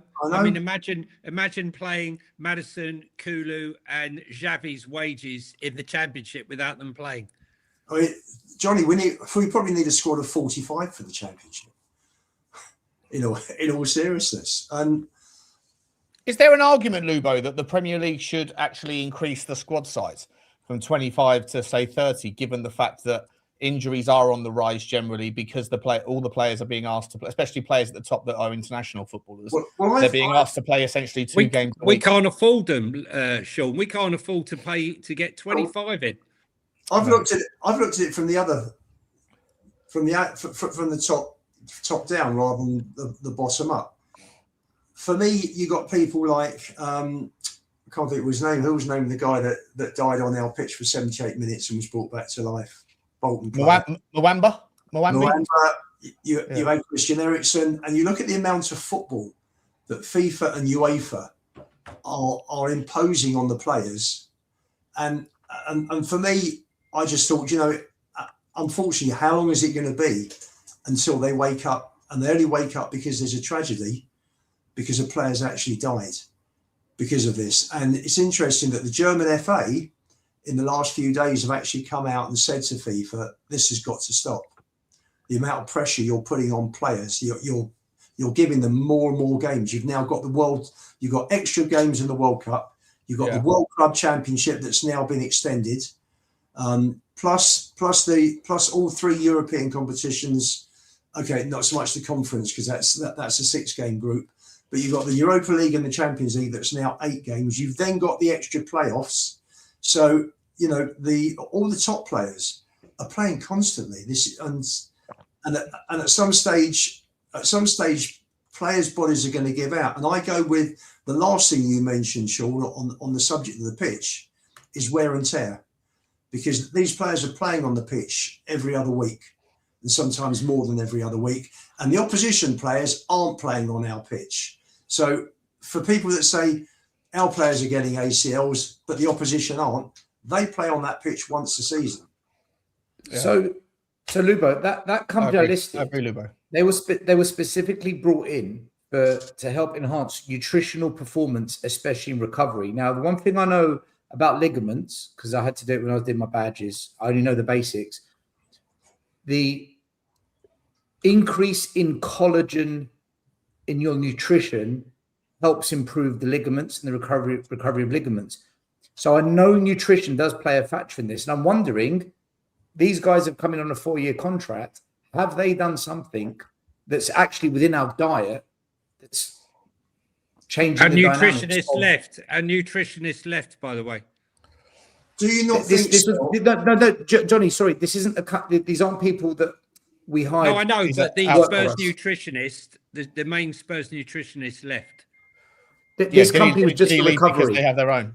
Oh yeah. Okay. This was just for recovery only. Still, do you not think that the more injuries you get, the less options the manager has, the fewer players are playing more games, and the club are pushing him through the red zone because of the lack of players? But that's what I said earlier on. That's also causing these. Yeah, it compounds on itself for sure. Like if you have fewer players playing, the other players got to play more. It's more likely, but I don't know. I think we're all sort of somewhat guessing. I think we're all somewhere in the right region, right? It's a combination of things, guys. Let's be honest. Like, it's definitely not just one solitary thing. Like the guy, Jeff, whatever his name is, Jeff, what's his name? Jeff Hurst? Jeff Scott. Jeff Scott. Sorry. Who's now at Forest. Jeff Scott might have been top tier, but there are other top tier people out there. Jeff Scott's not the very best in class, or maybe he is, but there's other people that are going to be close. Hang on a minute. Let me finish my point. Let me finish my point, mate. My point being that if Tottenham want to resolve this issue, they need to do a lot of things. They need to hire better. They need to trust the medical people once they've proven themselves better. The medical people need to learn to not necessarily listen to the players who are pumped full of adrenaline all the time. They need better signals and signs to be able to decide whether or not players need to be listened to or shouldn't be listened to, and they should have their own welfare taken out of their hands. Because look at Bergvall. Bergvall demanded that he stayed on the pitch when he clearly wasn't up for it, because he's got his own. He doesn't want to lose his place in the team. You also, I do think you need to investigate the pitch, just to, if not just to rule it out as a contributing factor. I just think that for me on that, I'm not saying there is any connection there, but I think the fact that we haven't looked into it at all suggests to me that the people at the football club don't want to look into it, in case the answer is that there is an uncomfortable truth that they've got £1 billion, an $800 million debt on a bloody white elephant that is bringing in certain amounts of money through NFL and concerts, but is going to lose a hell of a lot more money. Could you imagine? They're bringing in 100 million quid in commercial revenues, but they're losing 400 million quid in revenue because they're going down to the Premier League as a consequence, in no small part, of not having your best players available all the time. Listen, look, what I do know. Yeah, listen, look, what I do know is Jeff Scott managed to work with Harry Redknapp, Mourinho, Conte, and Pochettino, and managed to navigate through all of them without any problem whatsoever. Right, he was the intermediary between, what the manager wanted, what the players wanted, and he managed to navigate that for long enough until Ange came along, when it all went Pete Tong. And once he left, a lot of the people he'd been working with had left, whether it's a coincidence or not. But Sports in Science that you were referring to are the drink sponsor that sponsor Spurs, and they're the ones that are advising Spurs still. They're the drink sponsor. They also provide performance for nutritional. They help plan the nutrition. It's a drink, isn't it? Yeah. No, they actually, Johnny, it's deeper than that. They actually plan nutritional plans for recovery players. Well, it ain't working, is it? Well, this is what I'm saying. Do you know what else? I still do think that bad luck is actually a factor, and do you know why? Possibly, yeah. Vuskovic has never played for us, and he's out for how long? A year. we're cursed, mate. We're cursed. You know, Vuskovic never played on our pitches. Do you know a dealt with our gypsy that can go coaches. and piss in the corner? Do you know? a Burn gypsy some that can go sage. and Is piss there in a the corner? sage cellar? We can get a sage cellar. I'm sure there'll be someone in the audience of the Rabbit Hole Ramblings that will be into burning sage. I'll get some sage. I'll bring some sage into the Bernie stadium. Sage, he was one of my old mates, Bernie Sage. I think we need a rabbit's foot and something else. But look, I Need some super believe chats as well. you need to get the top staff in wherever you are. You know, players are all different as well. Like you mentioned earlier on, how Porro, he's never had, no problems. He just keeps going and going.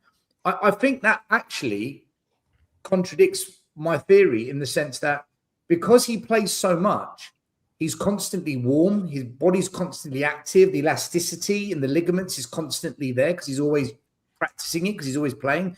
Whereas for some players that are stop, start, stop, start, that can cause them to be injured. So you've got to treat players unique to what they can and can't do. And for some players, constantly playing avoids injury, whereas other players, playing some games, not playing others, causes injury. Do you think there's anything else though, still? Like, I was looking through the list here. Ryan Sessegnon spent 4 years with us, was injured the entire time, goes to Fulham. It's unbelievable, isn't it? Never gets injured again. Giovanni Lo Celso spent 4 years with us.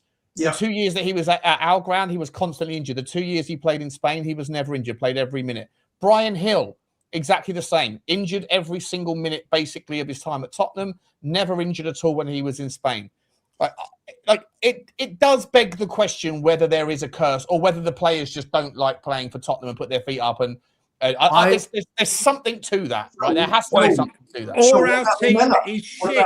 Or our team of who they're managing this lot are absolute dog shit.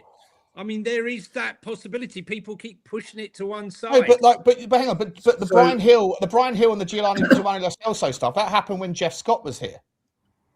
Right, Sean, do you know what needs to happen? I'll tell you a quick story. There was a lot of plane crashes and a lot of accidents, and they couldn't understand why there were so many plane crashes.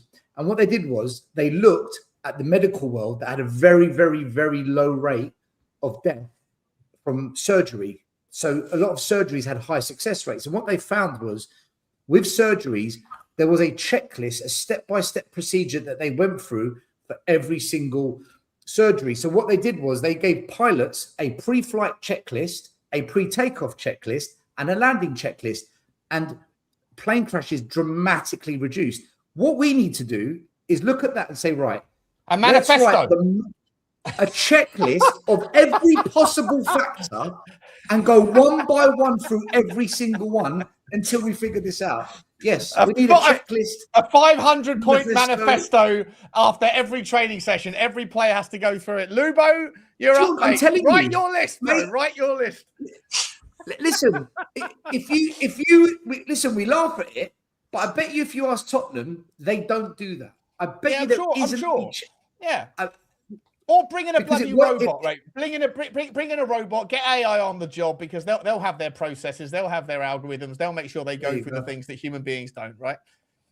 Reach out to Tottenham if you're listening. Reach out to Stelios, who's got a new AI agency. You can get you an agent up and running in a couple of weeks. Mate, no problems. Listen, it works for the medical world. It works for aviation. I'm sure it can work for our football club. I'm sure we can find a way. But it does beg the question, Johnny.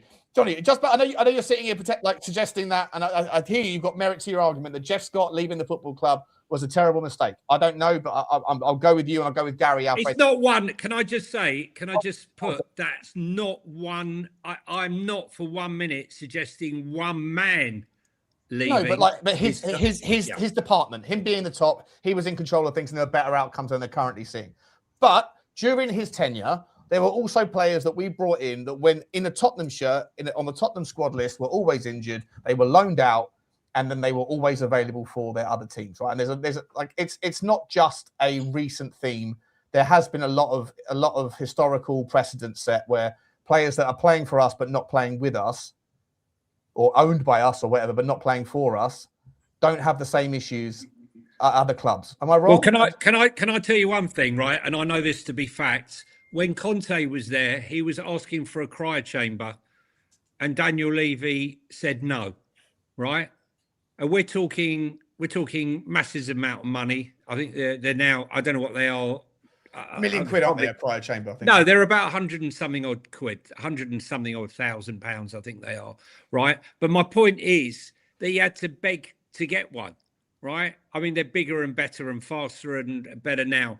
But it's all these So you're saying our training ground isn't as great as everyone makes out then? No, because it's old. It's all very well. It's a bit like Pochettino, Sean. It's a bit like Pochettino. Hang on a second. It's a bit like Pochettino, whereby the house is lovely, but the furniture needs updating, right?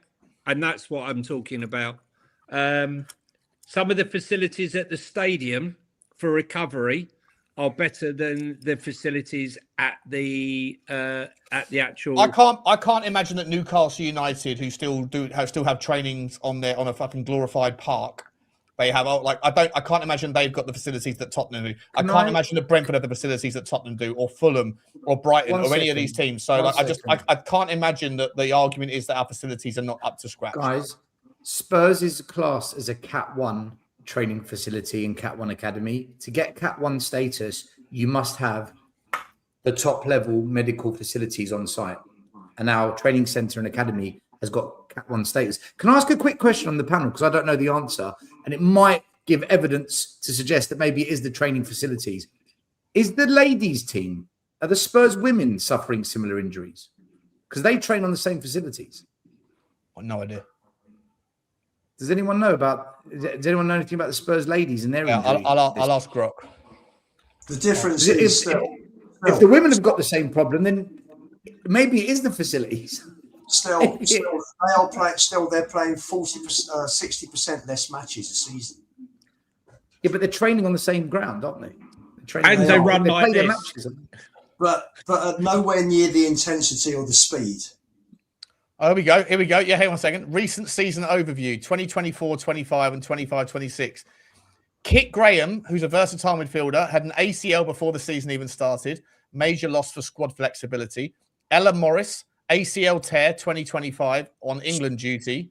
Mate Oroz, a cruciate ligament rupture, long-term absence. Hayley Rasso. Mate, I'm telling you.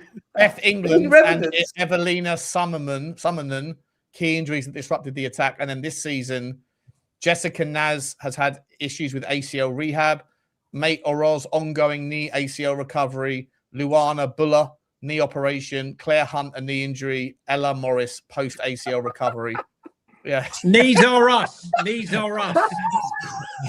Knees are not nothing to do with the medical where do they train? Where do the Spurs ladies train? Maybe it's not the football pitch. Maybe it's the training pitches, because the training pitches have that synthetic weave. Then there you go. There's something else to look into. Conspiracies. They are synthetic weave is over the entire Premier League. All right. Okay. Well, let's move on anyway. Mate, let's move on. We're cursed. I think we're cursed. Big up to the super chat. Does Tyson Fury have one of his gypsy mates that could come down and sort it out? Yeah, be good, wouldn't it? Be good if we could get someone in there. James 119 with a super sticker. Big up to you, James. Thank you very much indeed, my man. You're kicking off the super sticker train. Yeah, well and truly has commenced. Big up to you, James. Thank you very much, mate. Choo choo to you, buddy. Always here, always supporting. A user says De Zerbi for Estupinan, the club for Robertson. Problem brewing. Yeah. I think what he's trying to say here is that the club wanted Robertson before De Zerbi came here. And it looks like we're going to sign him. Basically, it's a club signing. It's not a De Zerbi signing. So what we doing? Here we go again kind of thing, isn't it? So that's what I think he's trying to get at. Neither of them will be at Tottenham if we go down, though. So we'll worry about the transfers in the summer, I guess. Big up to you, though, user. Thank you very much, my man. The Stoic 04 says, who do you realistically see scoring against Villa? I think we covered that. Sorry for the delay. I think we covered that there, Stoic. I think it's set pieces, but pretty much we're saying that is where we're going to hang our hopes on. Big up to you. Danny K's in the house. Big up to Danny. He says, Lubo, get your tits out for the lads.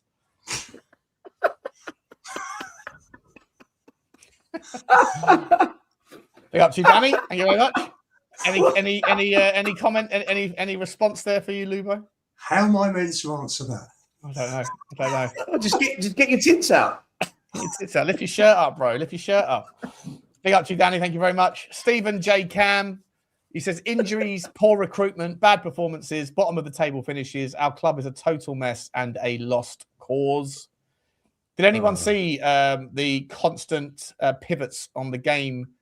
You guys, the bottom two wouldn't have seen it. Still, if you were watching the game on TV, did you see it? The constant pivots towards Johan Lang and Vinay. They looked like they were broken men, didn't they? Absolutely broken. Vinay looked like he'd seen a ghost, man. Yeah.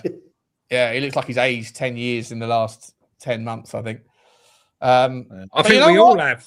I have got no time for him. Like he turned around to the FAB, the fan advisory boards, and said, this is essentially all on Daniel Levy. There was an insufficient level of expertise in all departments, in all footballing departments of the football club.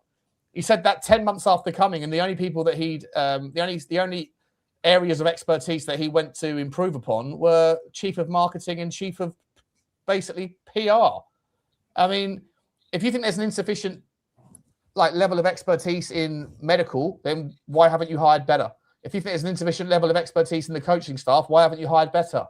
You're sitting there pointing fingers. It's like a government sitting there after a year in power saying, don't blame us for the shit we're in. It was the previous government. After a certain period of time, you've got to stand on your own 2 feet. You can't keep blaming the last situation.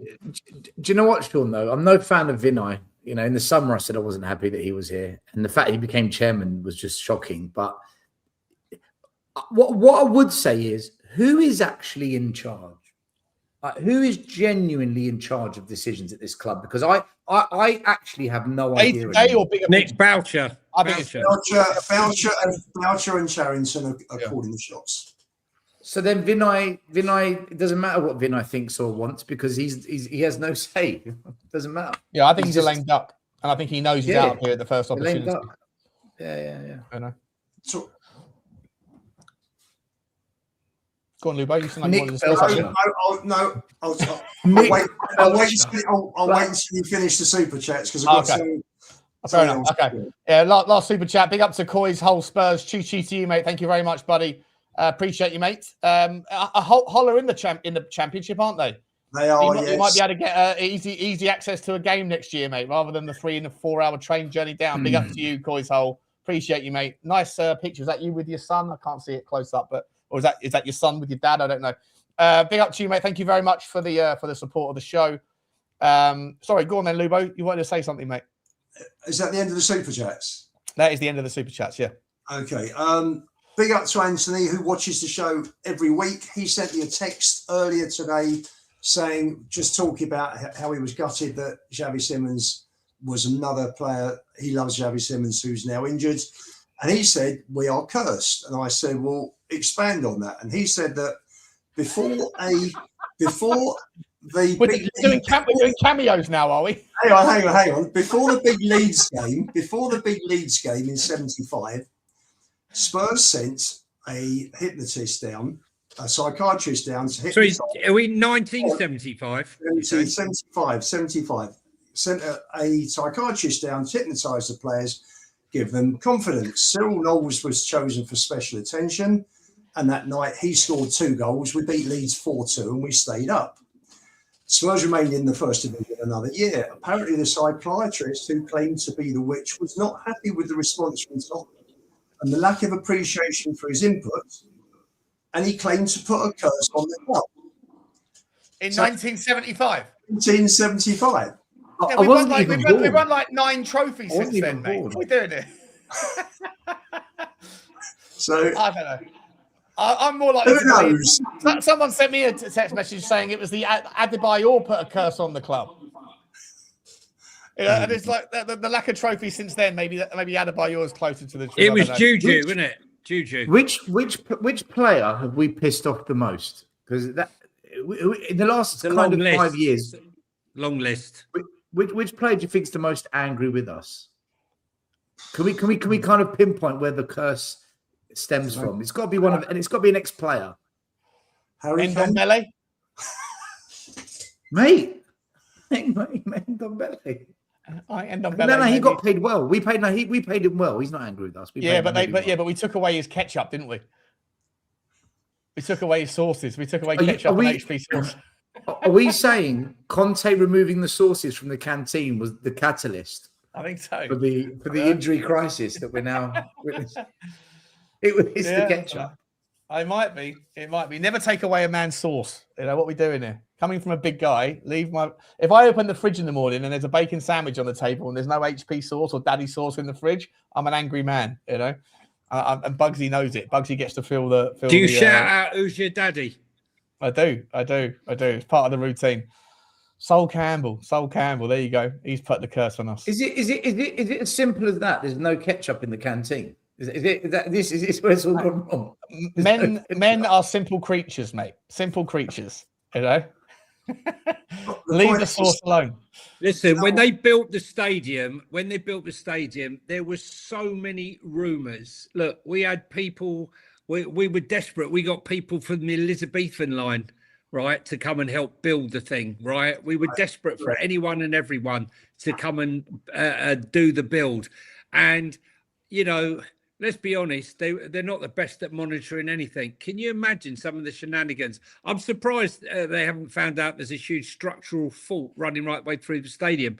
But I can imagine the amount of socks, unlucky things and Arsenal scarves, Johnny. Arsenal scarves, Chelsea scarves that have been buried in the concrete. You know it's happened. It's a given.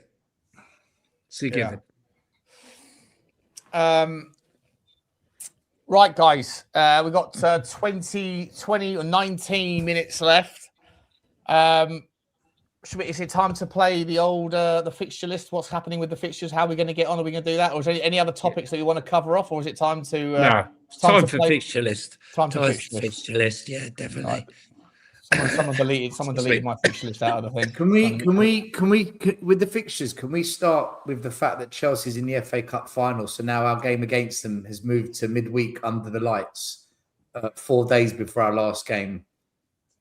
You know, it's bad enough we've got to go Stamford Bridge, but now we've got to go under the fucking lights midweek. Well, listen, it could be worse. Man City have got 4 games in 8 days just to make it easier for Arsenal to win the title. And they got 2 games in 48 hours. Jesus. Yeah. Just quickly before we get to that, a massive potential goal. Brentford that should have had 3 or 4 goals in the first half because of Igor Thiago. They were 2-0 down, but Brentford have just got a 1 goal back in the 87th minute. And if they can get an equaliser, it does make it more interesting because West Ham have to go to Brentford next weekend. And so Brentford still in with a shout of finishing 6th. If they can get an extra goal, I think it would be and make it very interesting indeed. A point away from home at Old Trafford will be interesting. So we'll see what happens there. Sean, I honestly think, and I've been thinking this before we were kind of in this mess we're in. I think West Ham are going to get something out of the Arsenal game. I've got a feeling they're going to get something out of that game. Yeah. Do you think Arsenal? This is why I was happy that Arsenal beat Newcastle. I know it sounds weird, but I want Arsenal to need to beat West Ham because if Arsenal had lost to Newcastle and then Man City were to then go on a march, then Arsenal would go sit there and go, well, we're done with the Premier League. Let's focus on the Champions League. And then part of their fan base will probably be okay with West Ham picking up points. Well, Arsenal are going to be 6 points clear of Manchester City before they kick a ball. Maybe. Provided they beat Fulham, which I think they will.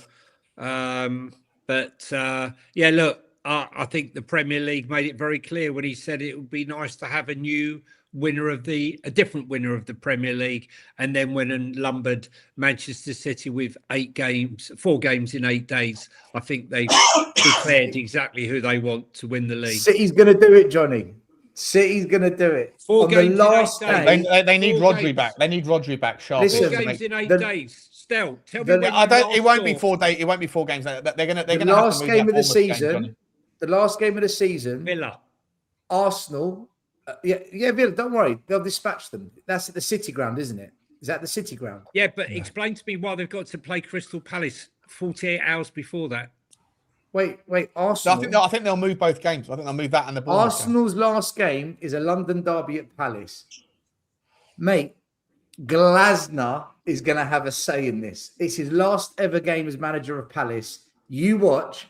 It's going to go to the last game, and Arsenal what about are the going to drop cup? points at Palace, and City will win it on the last day. What about the Conference Cup final? What day is that, John? Is that the? Have you not worked it out yet, still? That the Conference Yeah, Cup I get it. I get it. They're going to have to drop their players. They're playing the finals like 2 days or 3 days after or something. Now, look, I've got the fixtures here, right? But they're going to have to change When's the final? They're going to have to change it. Here you go. Right. So they've got the final on the 16th of May, which has to be on the 16th of May. They're going to play. I think that they are going to move the Bournemouth game to before. I think they're going to move the Bournemouth game to like the 13th of May or the 12th of May. So it will be on the Tuesday or the Wednesday night, because Bournemouth aren't playing in Europe and neither are Man City, because they can't move it. They can't move the Bournemouth game. Show those dates though, Sean. You can't see those dates there on the right-hand side. What do you mean? Yeah, you can. You can. Can you? Oh, come on. So Bournemouth versus Man City, in my opinion, will have to get moved before the Chelsea game. It will have to get moved to like the 12th or 13th. Yeah. And then if they do that, then you've got the Chelsea City game on the 16th in the FA Cup final, and then they can play the Man City Palace game on the 20th.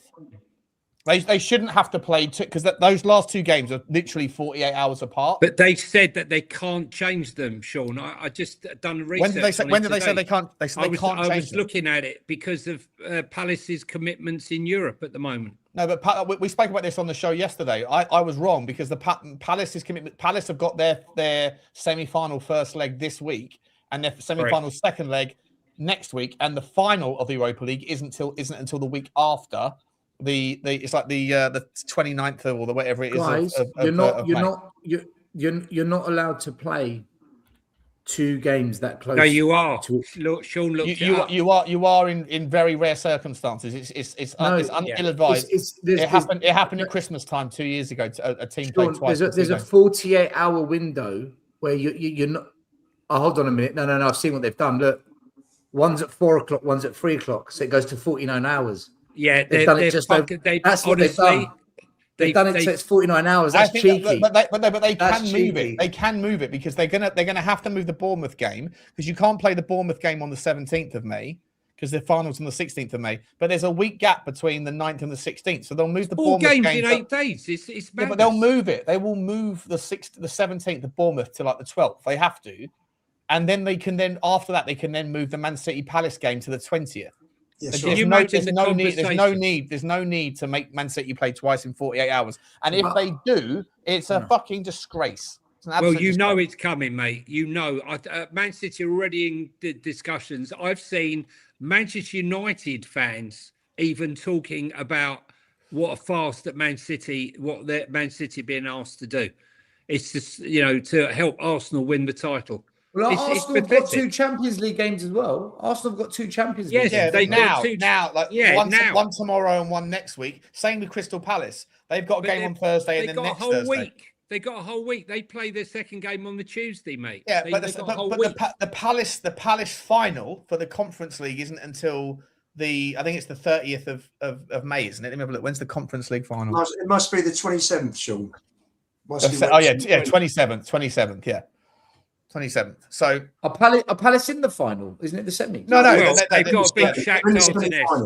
If they get there. So there's no reason why they can't move the Man City Palace game to the 20th or the Bournemouth game, and or move the Bournemouth game to the 12th or the 13th. Yeah. It's the only fair way of doing it. If they don't do that, if they make Manchester City play on the on the Friday night and the Sunday, that's an absolute fucking disgrace. So we are meant to be playing Chelsea. They reckon the rumor is that we're playing Chelsea on the 19th of May. It's by that thing that they should be playing. Manchester City should be playing Crystal Palace also on the 19th of May. It's to be TBC, but the rumours is that it's going to be on the 19th.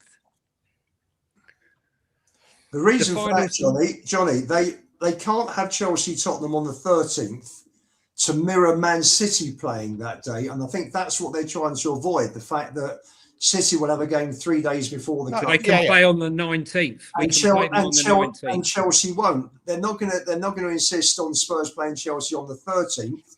because we're playing Leeds 2 days No, early. but I'm saying that's what I'm saying. The 19th. The rumor is that Chelsea will play Spurs on the 19th The of 19th. May. 19th. Yeah. That makes Yeah. sense. That makes sense. Which for is everybody. 3 days after the. Well, they can do it. They can make it work for everybody. And then They make can work for Man everyone. City do the same. Play 3 days afterwards. Yeah. You know, that's fair enough. So they don't have the backlog. You can't expect them to, be behind and have all those games in hand and to play 4 games in 8 days. It's nonsensical. Let me ask this, guys. Oh, go on, Johnny. Sorry, mate. Go on. I was just going to say, wouldn't it be incredible if we went from Arsenal talking about the quadruple and it ended up Manchester City with a treble? Yeah. Unbelievable. Yeah. Man City are going to win the league. On the last day, there's going to be drama. I can feel it. Let me ask you guys this. Feelings. Let me ask you this, guys. Tottenham versus Leeds on the 11th.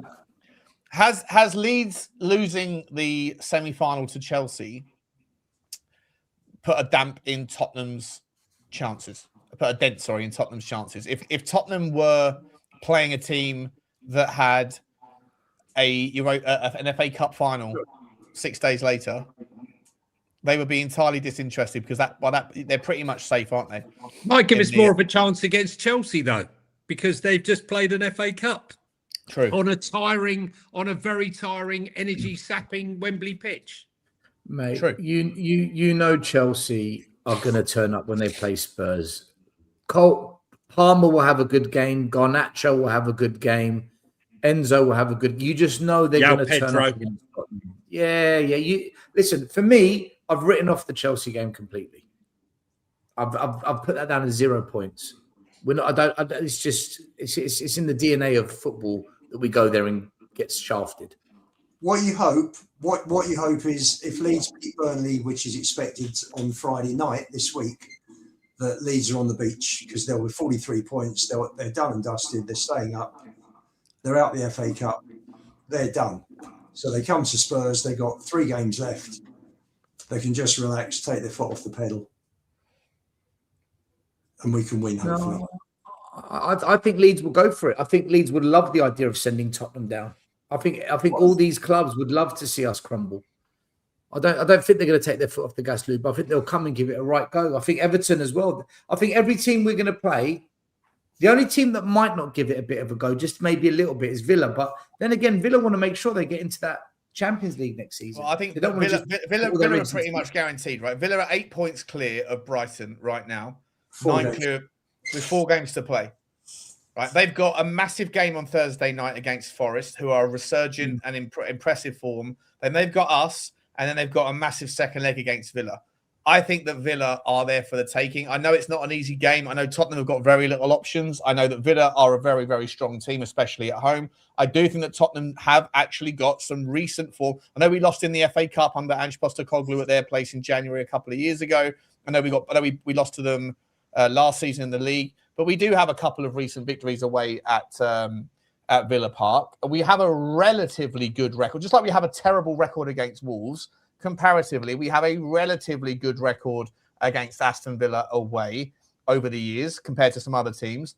And given that their proximity to that double header against Nottingham Forest, let me ask you this, guys. If Tottenham do win against Villa and we go to 37 points, obviously Brentford lost tonight against Manchester United and they've got West Ham next. Even if West Ham win, Nottingham Forest have got Chelsea. Chelsea have just got themselves into a final. Don't know if they're going to be, tired, resurgent, or anywhere in between. Is there a chance this year that it's going to be one of those where the team that goes down in 18th place has got more points than any other team ever has and still got relegated in the history? Is there a chance that Tottenham can get to 43 points? And if so, you'd need 7 points, right? So you'd need 2 wins, let's say Everton and Leeds, and you'd need a point against Villa, and then you'd lose against Chelsea. That would get Tottenham. That's 41 shot. Oh, sorry, that's 41 points, isn't it? Sorry. Yeah, sorry. Yeah, I think you need 42. I've said since off. And two draws and 2 wins, right? 2 draws or 3 wins. West Ham went down with 42 points. I think 2000 and something or other. Can't remember. I think 39 points will be safe this season. I think 39 points is the one to get to. I think you need 42, personally. I just don't. For me, West Ham have got one more win in them, maybe a draw or two. Spurs have got maximum, in my opinion, maximum one more win in us. I don't see us winning more than one game. Not with the squad we've got. If we had Xavi Simons, maybe, but Johnny, for me, it's purely down to the injuries now. To have this level of injury crisis at this stage of the season, unless the only way I'll change my view is if Maddison comes back. But all in what, 8 months? Is there? Let's go through it. Can anyone see West Ham getting a victory against Brentford? No. I think Brentford at home are too strong. I do as well. Mate, West Ham are a good side at the moment. But Brentford are as well. Brentford are a very good team as well, especially at home. They've been fantastic. Okay, maybe a draw. Maybe a draw. Maybe a draw, but you could also see a Brentford win. Or you can't see a Brentford win. Brentford can win it, yeah. Still, Brentford are 2 points off. If Villa win the Europa and finish 5th, then 6th place takes you into a Champions League spot. Yeah, but you're ignoring the fact that West Ham are fighting for their lives as well. They've got a hell of a lot on the table too, right? Right. But both teams have got a lot to play for. So will Brentford be fighting for their lives, and Brentford should have done something tonight. Igor Thiago missed a hat trick of chances in the first half. I've been watching the game. Like United were clinical, Brentford were wasteful. But Igor Thiago got himself in a hat trick of positions and fluffed his lines, and that's away at Old Trafford. Yeah, so I think that Brentford can handle West Ham at home. I heard that David Moyes would love to get one over his old club, and that Everton they're fighting for Europe, and Everton will go and beat West Ham. That's not what happened though.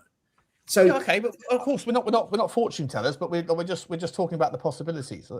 I think what we're doing is we're trying to look on the favourable side of how the results can go our way. But if you just step away from it, I think West Ham will go there believing if they can get a win, it puts them in a really great place. So they'll go for it. West Ham will go there trying to get that win. Now, whether they get it or not is a different story.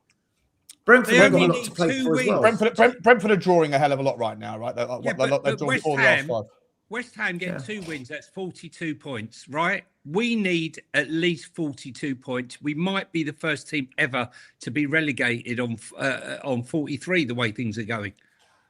Yeah, so we need 3 wins. To get to 43 points, we need 3 wins. Can you see us beating Leeds? I can see us beating Leeds if we play well. Can you see us beating Everton on the final day? We've got a good record against Everton. Potentially.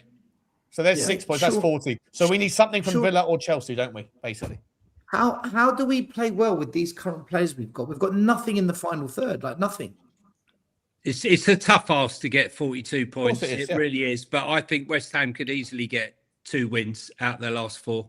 Easy. Leeds are on the bench. Leeds will be on the beach by then on the last game. I thought it was going to be the relegation decider, but they pulled away Leeds. That could have been the game that decided who went down if they had not gone on this amazing run. They got Burnley at home, Leeds. I can see Leeds beating Burnley. That puts them on 43 and clear. Is there any chance that Nottingham Forest could get pulled back into it? Well, what about Newcastle? I was going to ask, but if Newcastle get 1 more point, they're safe, right? Yeah, I think Forest, the way they're attacking at the moment, they're definitely going to get 1 more win. Gibbs White is on fire. He's come alive at the right time for Forest. So I think Forest, they've got.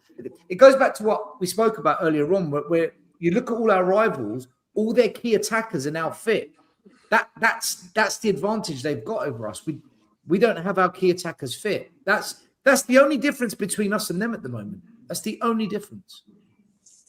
The only way I see Spurs getting out of this is if, providing West Ham don't win at the weekend, the most they can be is 3 points ahead of us.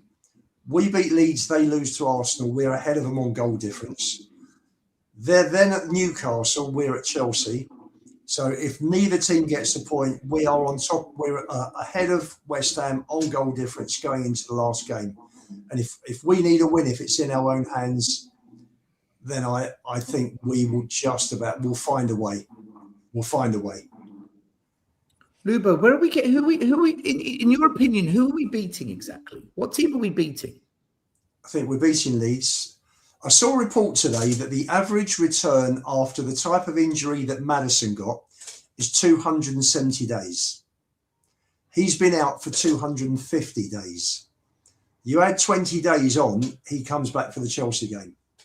Just maybe Maddison will be. He's being forced back as we speak, right?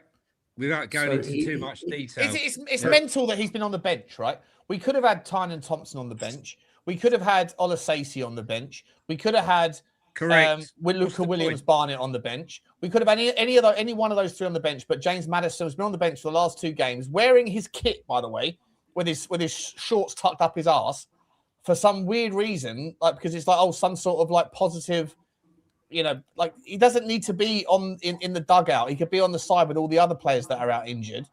I don't get it. Like we're taking up spots on the bench for players that are never going to play a minute. What are we doing here?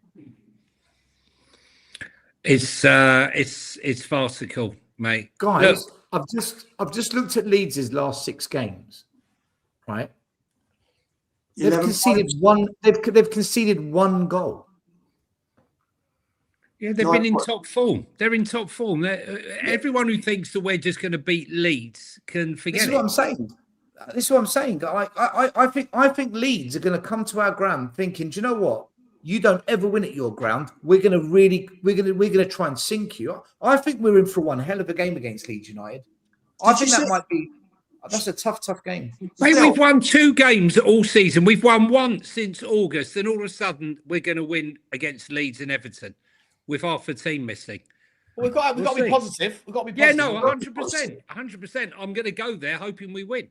We've got to be realistic as well. We've got to be realistic at the same time. I'm not going there hoping to lose. That's for sure. Ever. Did you see how poor Leeds were at Wembley yesterday? Yeah, but it's on a massive pitch. They were so bad. A massive pitch. They were dreadful. Yeah, but it doesn't. Don't worry about it. They're in a better position than us. I'd give my right arm to be in their position right now. That's not the point, though. We're having a conversation about whether they're beatable, and they were beaten very easily by a terrible. Of course, they're beatable. Of course, they're beatable. But we if we play like we did against Brighton, we'll give them a game. If we play the way we did against Wolves, Leeds are going to beat us. If we play like we did against Wolves, I honestly see Leeds. I don't think we can play like we did against Wolves, against another team. We got away with it because it was Wolves. The next 4 games, we cannot play like that. All right, so let's just do the hypothetical. We'll do the hypothetical to round us off then, right? Am I on the right page here? I am, yeah. No, sorry, I'm not even sure why I need that page. I need this instead. Right. Let's just focus on West Ham and Tottenham. Leeds. Lads, are we beating Leeds or not? Yes or no? Yeah. No. Draw. Oh, what? Sorry, why have I started with Leeds? Sorry, my bad. Aston Villa. Are we beating Aston Villa? Or what's your prediction in Aston Villa game? I think we lose. I think we get a point away at Aston Villa. Right, Lubo, are you doing all the scores? Yeah. I can predict already. Lubo's going to have more points than all of us. Right, Sean, Villa, draw. Still defeat. Johnny? No, hold on. Oh yeah, defeat. Sorry, yes, you're right. Sorry, mate. Defeat.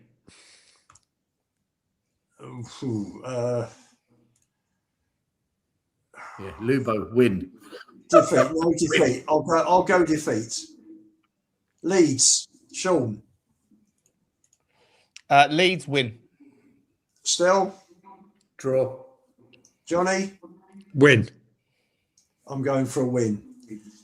Chelsea away. Sean?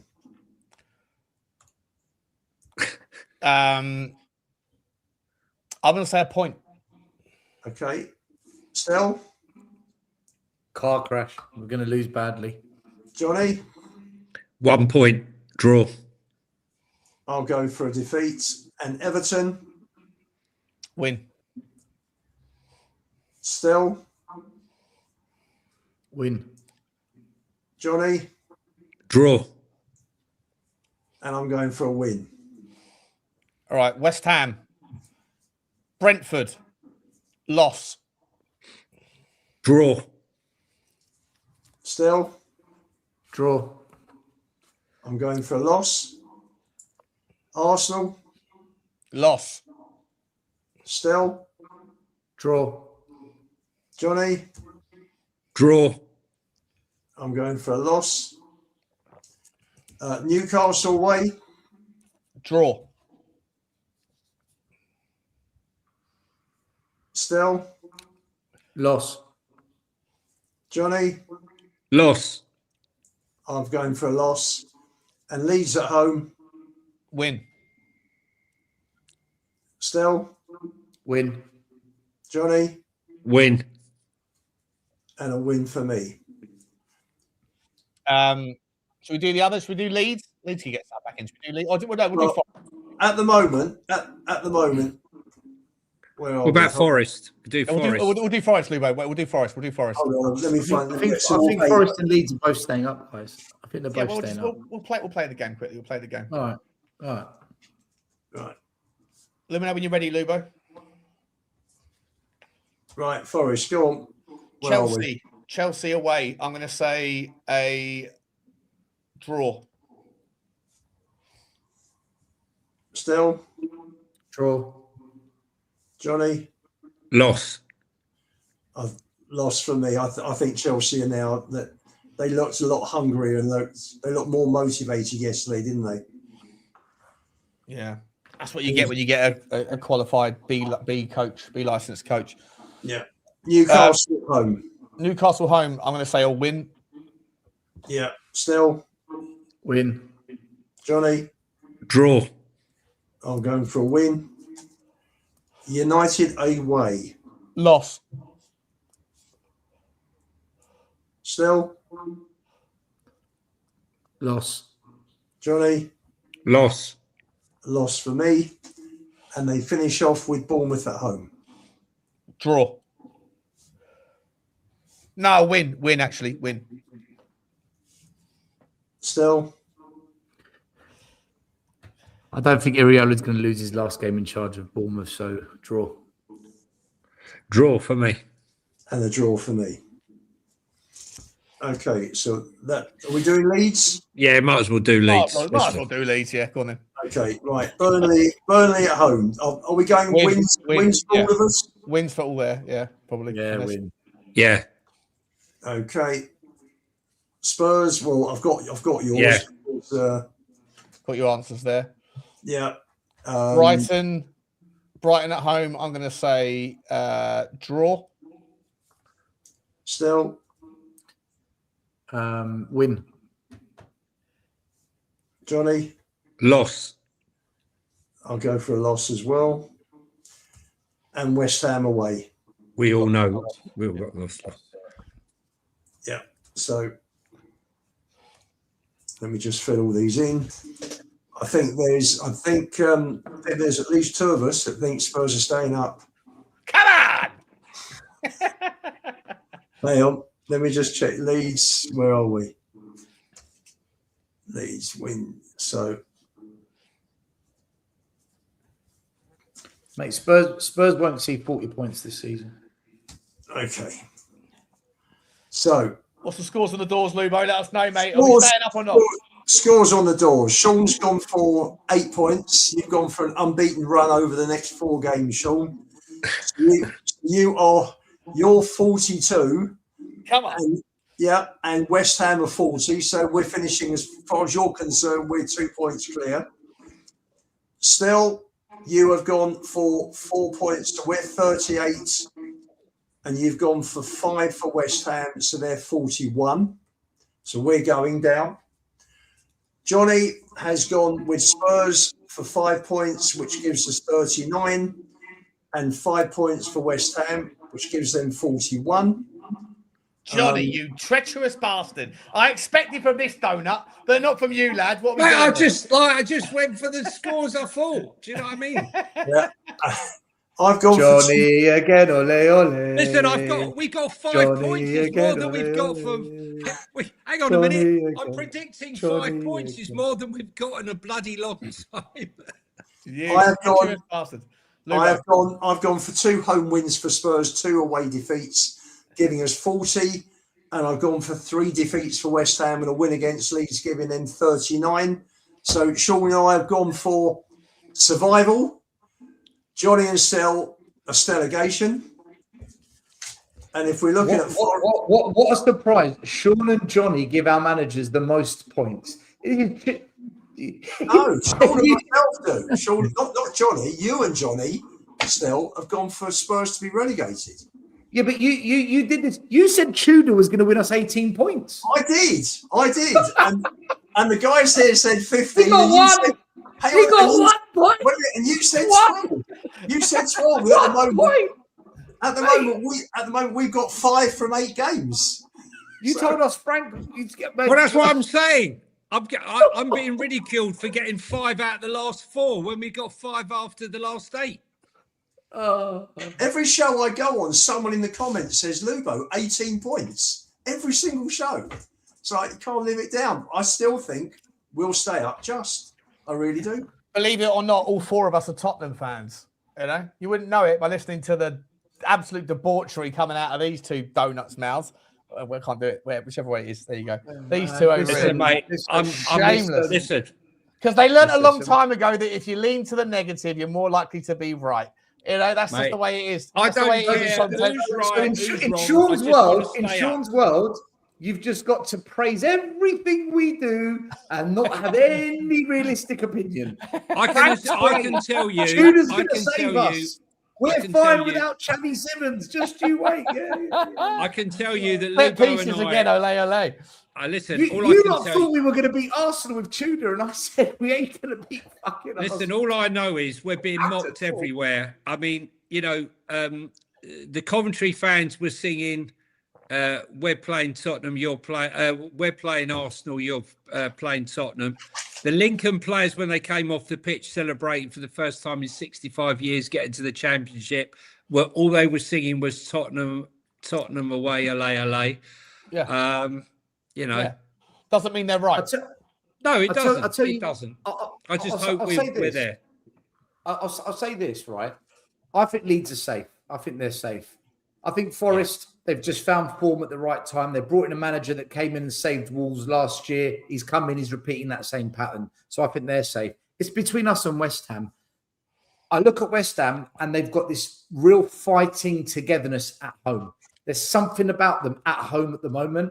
And I think that's going to be the difference between them and us. Yeah, but their games at home are against Arsenal. But having said that, this is the bit, right? Having said that, if anyhow Spurs stay up, given how all the other teams I think are in better form and they've got all their fit attackers, if anyhow we stay up, De Zerbi is a fucking god.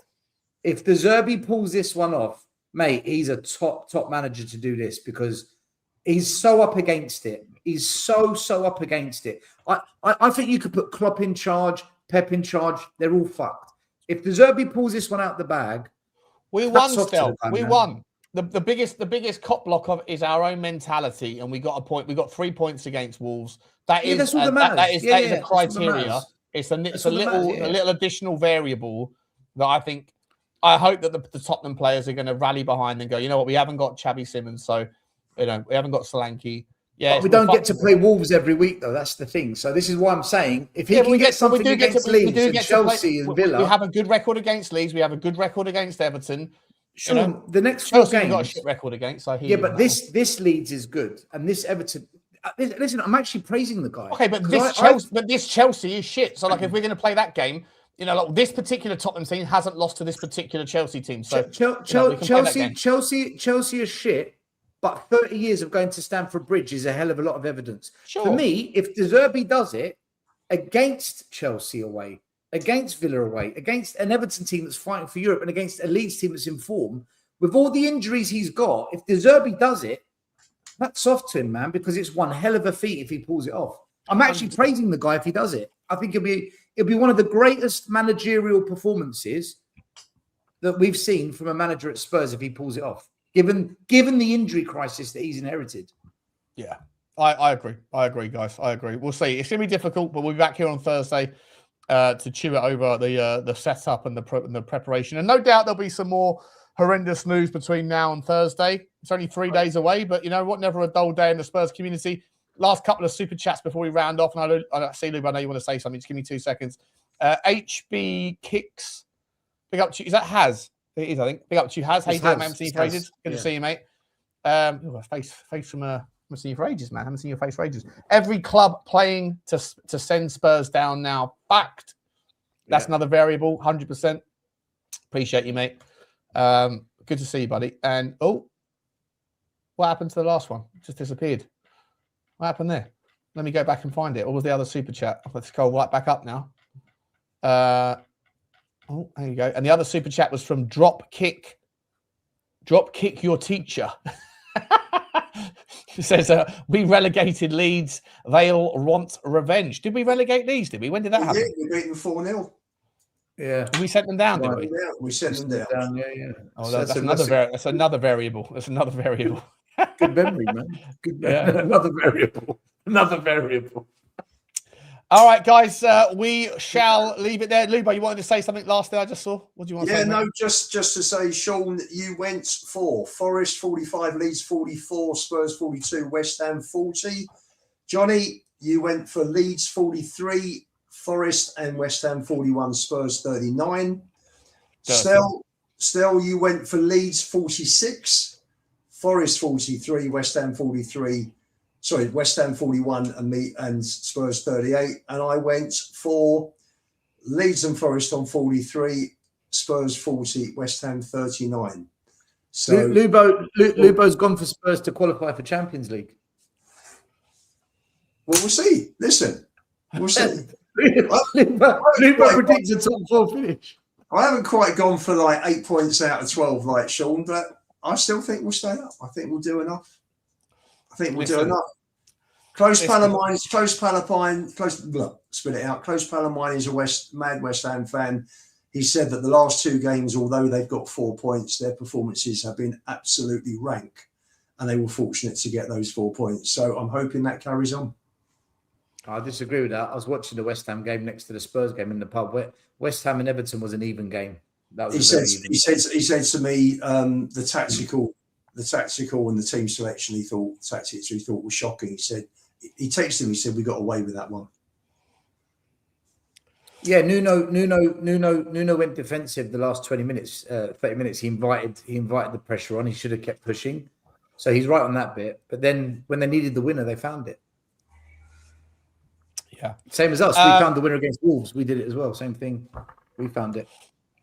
Big up to Daniel Field for the last super chat of the last super sticker. Choo to you, Danny boy. Appreciate you, my man. Appreciate you, buddy. I don't know why you're not a mod. You should be a mod. There's a lot of weirdness in the chat tonight, by the way. I haven't had time to call it out, but Sava and Destiny going at each other once again. Dad's just fucking kiss and make up. Kiss and make up, for the love of God. It's bigger things in life to worry about than winding each other up. We appreciate everyone for stopping by.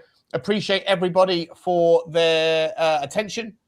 And we will be back on Thursday. Stel, when's your next show, my man? I think I'm going to do something on... I'm on Ferg's channel on Wednesday evening. So if you want to check out Ferg's channel, I'll be there at 8 p.m. I think I'm going to go live just before Ferg's channel or Thursday. So one of the 2 days. I'm just going to do a weekly roundup analysis. Just talk with the live chat for a couple of hours. See how it goes. Cool. Johnny, we're back tomorrow on the channel that shan't be named. Football. Well, we are going to name it. Football Link is back tomorrow morning, early doors. We got plans early doors tomorrow, so 11 a.m. Yeah. I'll be back in the afternoon. Lubo, where are you next being found, my man? Here next Thursday. Here on Thursday night. Okay. Awesome. All right, guys. Appreciate everyone. Thanks again, and we'll see you next time. As always, come on, you Spurs, and smash like, subscribe, and hype the video. Bye, guys. We're staying up. We're staying up. Come on, you Spurs. Bye, Jeff. Bye, Jeff. Oh, hi, Jeff. Jeff Hurst. I mean, Jeff Scott. I mean, Lubo's Jeff. Whatever. See you guys. Bye.